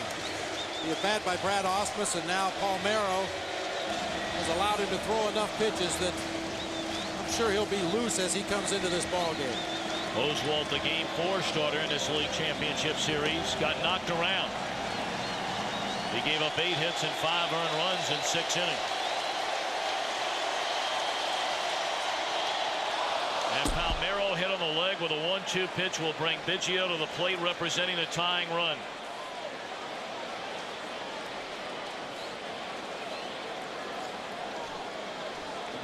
Calero's really been all over the place. He's thrown a couple balls way in the dirt that have been swung at. And then that ball way off the plate, hitting Palmeiro in the leg.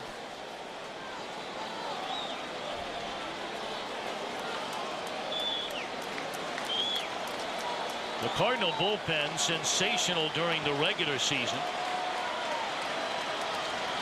had really struggled in the first 5 games of this series. A bullpen ERA of over 7.5. Then yesterday, they got terrific work out of that bullpen. Jason Isringhausen, their closer, gave up a run in the 9th inning, which allowed Houston to tie the game. But King, Calero, Isringhausen, and Julian Tavares allowing only 1 run in 7 innings.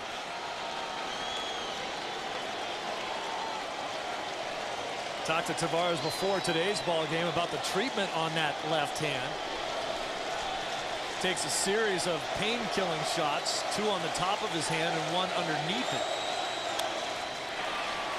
Biggio fooled on a changeup. 1 ball and 1 strike. Says every 4 hours that pain medication wears off and he tries to come back for more. He said he talked to his father about it and his dad said it serves you right. It should hurt. His dad was very upset with him.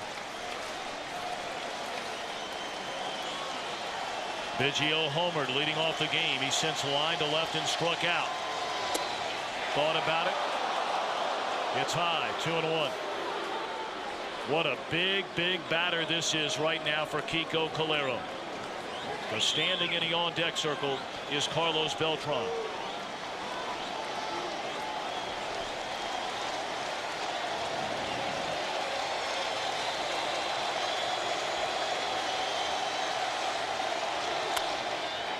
To short. Force out to run the inning. 7th inning stretch time at Busch Stadium. A 4-2 Cardinal lead. We keep it right here for the singing of God Bless America, performed by Busch Stadium organist Ernie Hayes. Please rise, sing along with Busch Stadium organist Ernie Hayes as he plays God Bless America.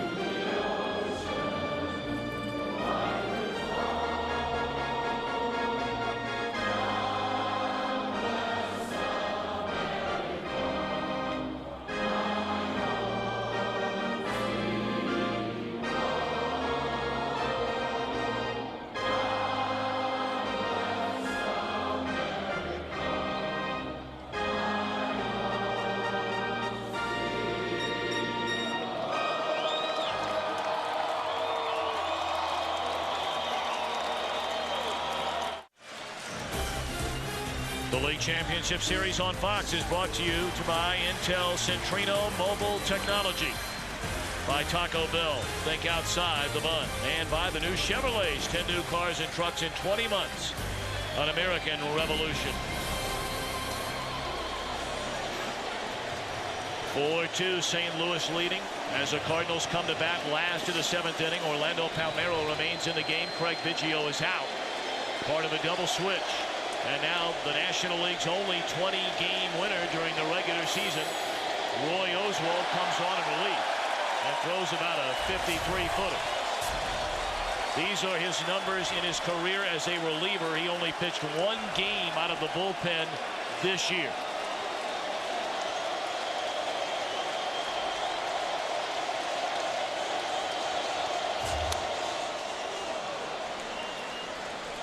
Oswalt has talked about having a tired arm here late in the year. That was a 95-mile-per-hour fastball to Reggie Sanders.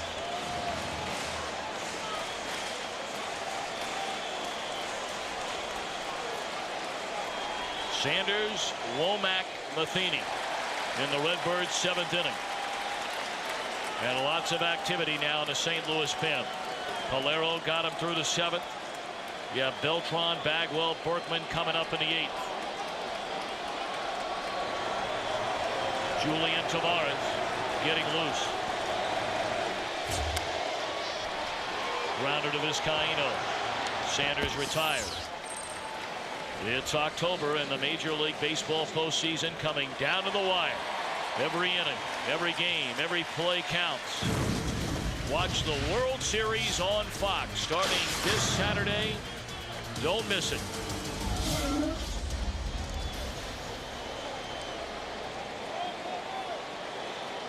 Joe Buck and Tim McCarver will be on hand for game 1 at Fenway Park in Boston.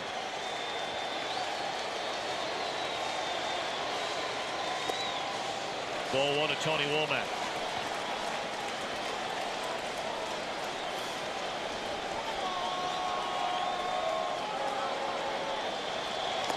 Swing and a miss.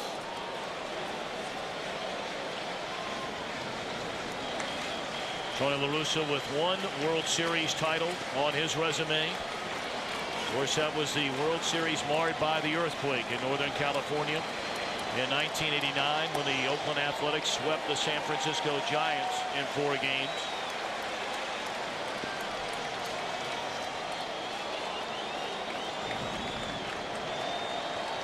Two-1 to Womack.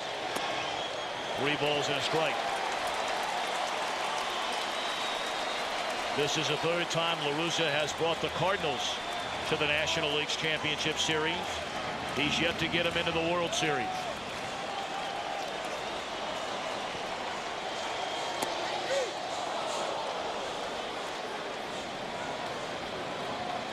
'96, they had the 3-1 lead over Atlanta. They scored 1 run in the final 3 games against Maddox, Glavine, and Smoltz. And then they took a quick exit in 2000 against the New York Mets. Lost in 5 games to Barry Bonds and the Giants in 2002.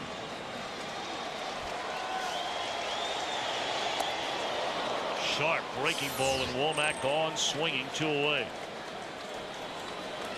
It's a sharp breaking ball that's going to send some sharp pains into Womack's lower back.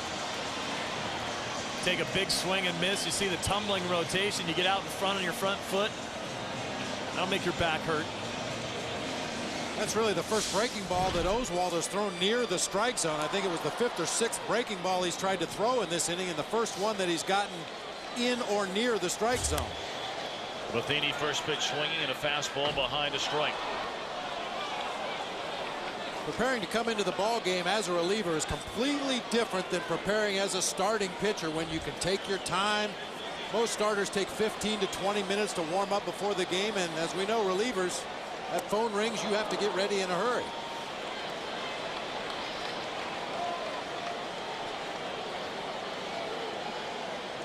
It appears as though we will see Julian Tavares in the 8th inning. Marlon Anderson, a pinch hitter, stands in the on-deck circle. But we don't get that far in the inning. A very impressive 7th for Oswald. Beltran to lead things off for Houston, down to their final 6 out.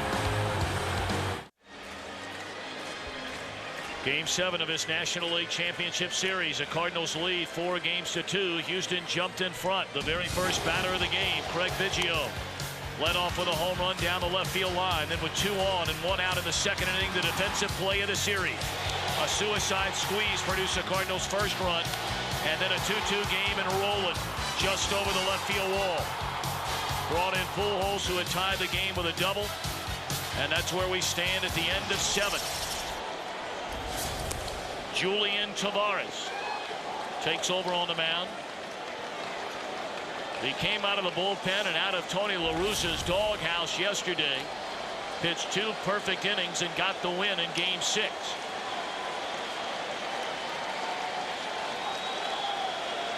Carlos Beltran got him for a home run in Game 4 to break a 5-5 tie.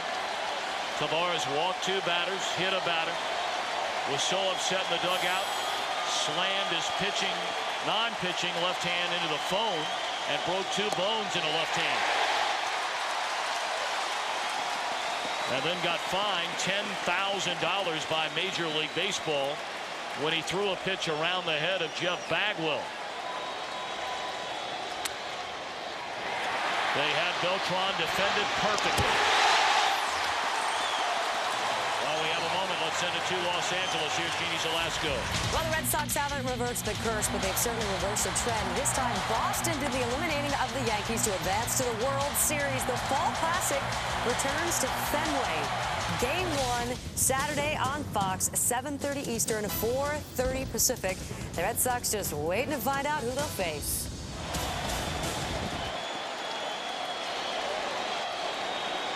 One out in the Houston 8th inning. And now Jeff Bagwell is 0 for 3. Slider in there, a strike. Here's Ringhausen, begins to throw in the Cardinal bullpen.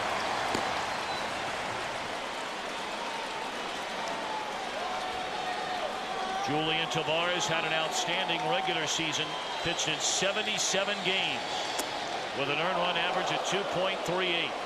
This was his role all year long.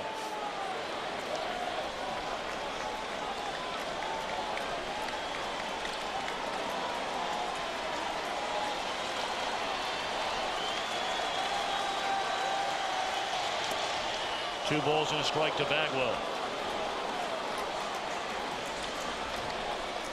Tony La Russa told us that before the game he was unhappy with the actions of Tavares, but also said it was the first time he'd done anything like that for this club this year, and he said, I'm not going to waste or wash away 6.5 months of good for one bad thing. A liner right at Renteria. Couple of hard hit balls in the inning, but right at Renteria.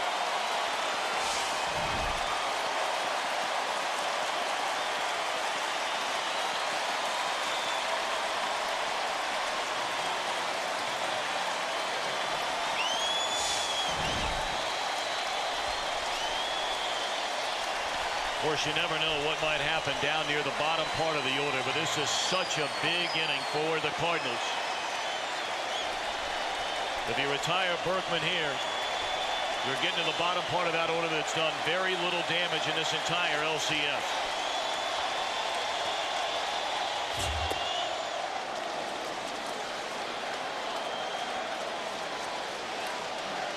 And other than Mike Lamb, they really have no power available off the bench to potentially pinch hit for some of those guys at the bottom of the order.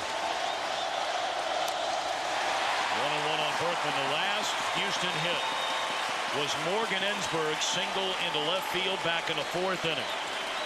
Houston has had only one base runner since, and that was a 2-strike pitch that hit Orlando Palmeiro in the 7th inning.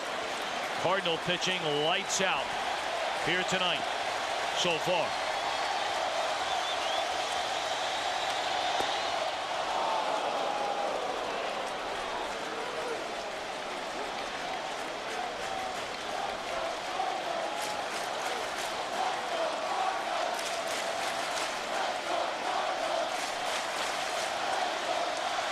Two on to Berkman. Knocked down by Tavares. Picking it up Renteria. Picked out of the dirt by Poole. It got him in the hand where he has the broken bone. Tavares in pain.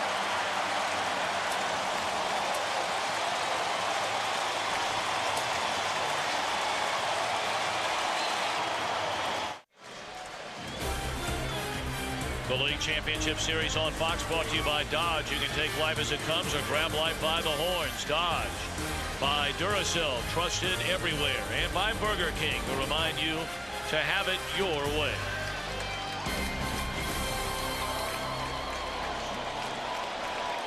Marlon Anderson to bat for Julian Tavares. First pitch swinging, lined into right center field. Off the wall. And Anderson with a pinch hit double.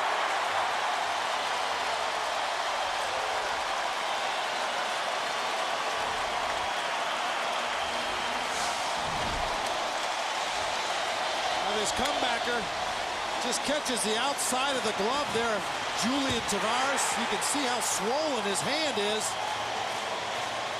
Just an instinctive play. Sees that ball headed back up the middle, tries to knock it down. Fortunately for him, not dead-on contact, but what a great play by Renteria. The bare hand, strong throw in the dirt. Pujols with the pick. Now Renteria puts down the bunt. Boy, the Cardinals have played small ball at its absolute finest here tonight. Every situation executed to perfection. Dropping this ball down to the left side of the field, making either the third baseman or the pitcher have to field it. That allows Marlon Anderson to walk to third base.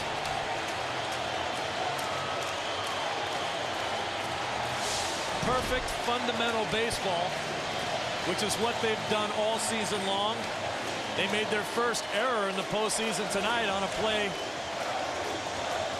where Edmonds tried to throw the ball to third base. That was a very tough error to take.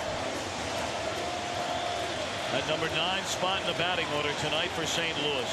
A suicide squeeze sacrifice by Jeff Suppan. A pinch hit single and a run scored by Roger Cedeno. And now a pinch hit double by Marlon Anderson.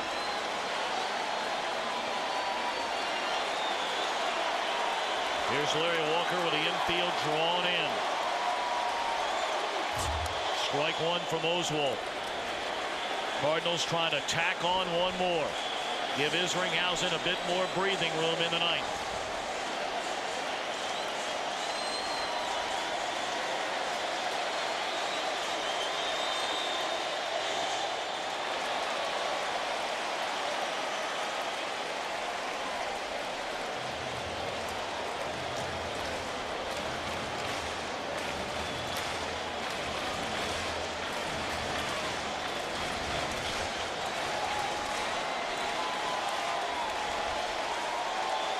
Runner at third, 1-1 to Walker. Broken bat, base hit right field, 5-2 St. Louis.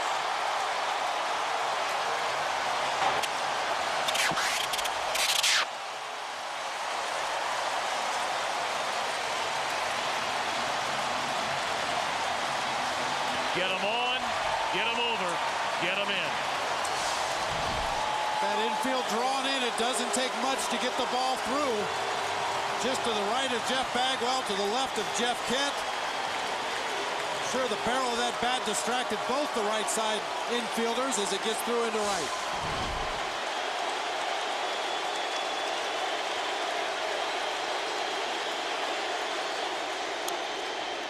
Breaking ball rolled over foul by Pujols, who tied the game with a double down the left field line with 2 out in the 6th inning. And then scored the go-ahead run on the 2-run home run by Scott Rowland.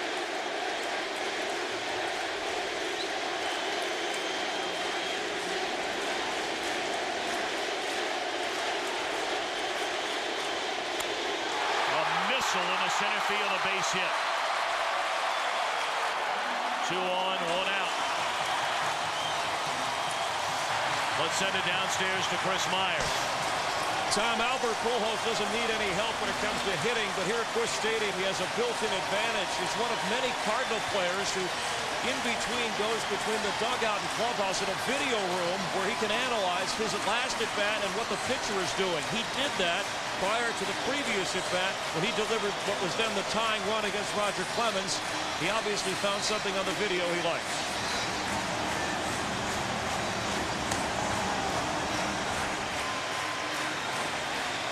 Albert Pujols. 2 more hits in the game today. Albert Pujols, when he goes back to that video room, especially this season, always saw something that he likes. Rowland broke the 2-2 tie in the 6th inning with a home run down the left field line.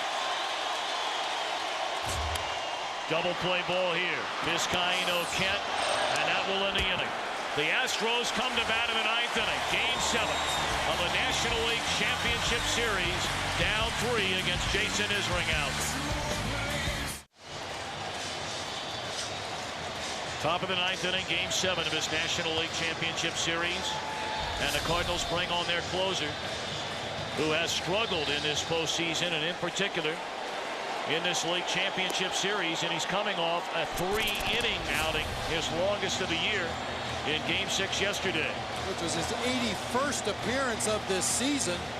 The highest in any year before this was 68 appearances for Jason Isringhausen. So he is in uncharted waters here. He was unscored upon his first 3 games in this LCS. Games 1, 2, and 4. He gave up the 3-run home run to Jeff Kent, ending Game 5, and the tying run in the 9th inning yesterday.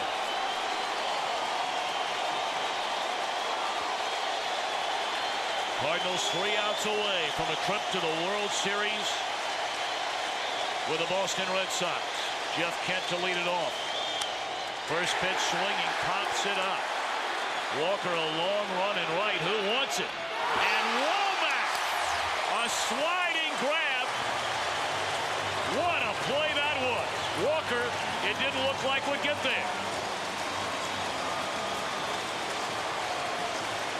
Walker playing very deep, respecting Jeff Kent's power, and Tony Womack has to go out there, not only battle that pop-up, but the wind pushing that ball further towards the foul line. And well, once again with those back spasms, Tony Womack really showing us something here tonight. Womack has a World Series ring, as does left fielder Reggie Sanders, both with your 2001 Arizona Diamondbacks. And they're sniffing it now in St. Louis. 2 pitches. Fly ball into left center. 2 outs. The Cardinals' last trip to the World Series, 1987 against the Giants. Danny Cox, a complete Game 5 hitter, got Chili Davis to end it. The 15th trip to the World Series for the Cardinals. And of course it was 1967 when the Cardinals locked up with the Boston Red Sox in a 7-game World Series.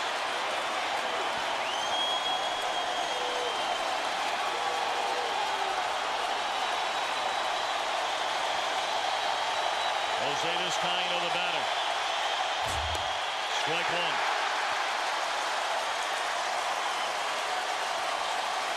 The fan base of the 2 franchises that could meet in the World Series. Red Sox Nation and these rabid St. Louis Cardinal fans. Strike 2.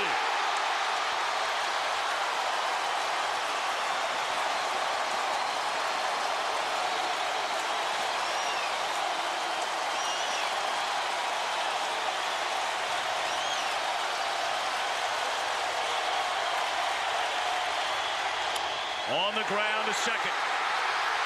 And for the first time since 1987, the St. Louis Cardinals are going to the World Series.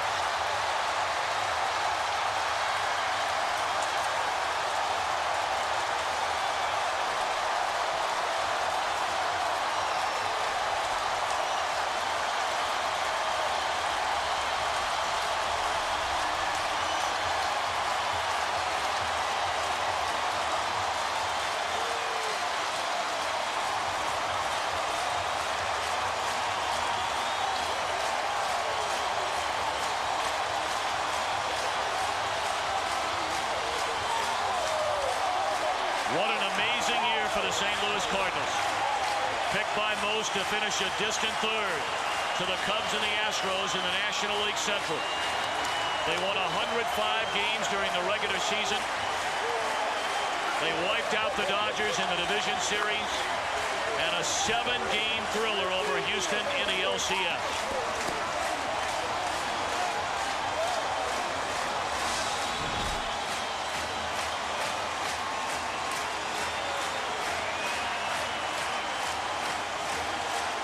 The celebration is on in St. Louis.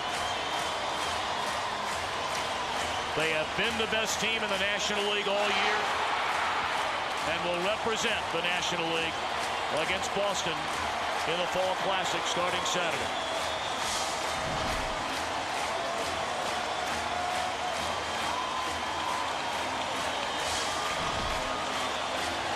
You know this feeling, Bob Brenly. There's nothing quite like it in the world except for a Game 7 win in the World Series. Such a long season for both of these teams. The Astros are to be congratulated for the way they finished strong, the way they represented their organization here in this NLCS, but tonight belongs to the Cardinals. What a tremendous season for Tony La Russa, his staff, and this entire ball club.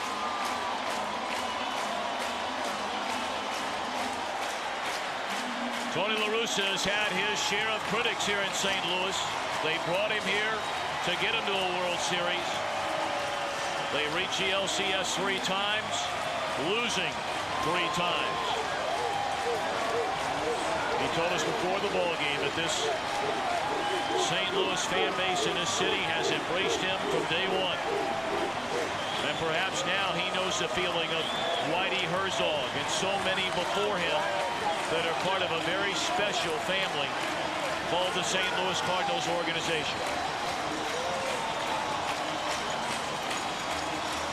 Tony La Russa and his coaching staff standing in foul territory just down the first baseline out of respect for these players, allowing them their moment to celebrate in front of their home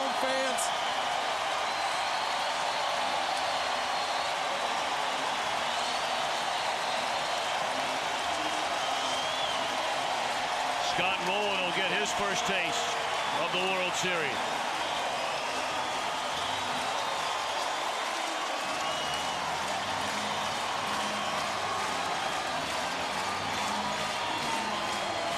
So will Mike Matheny.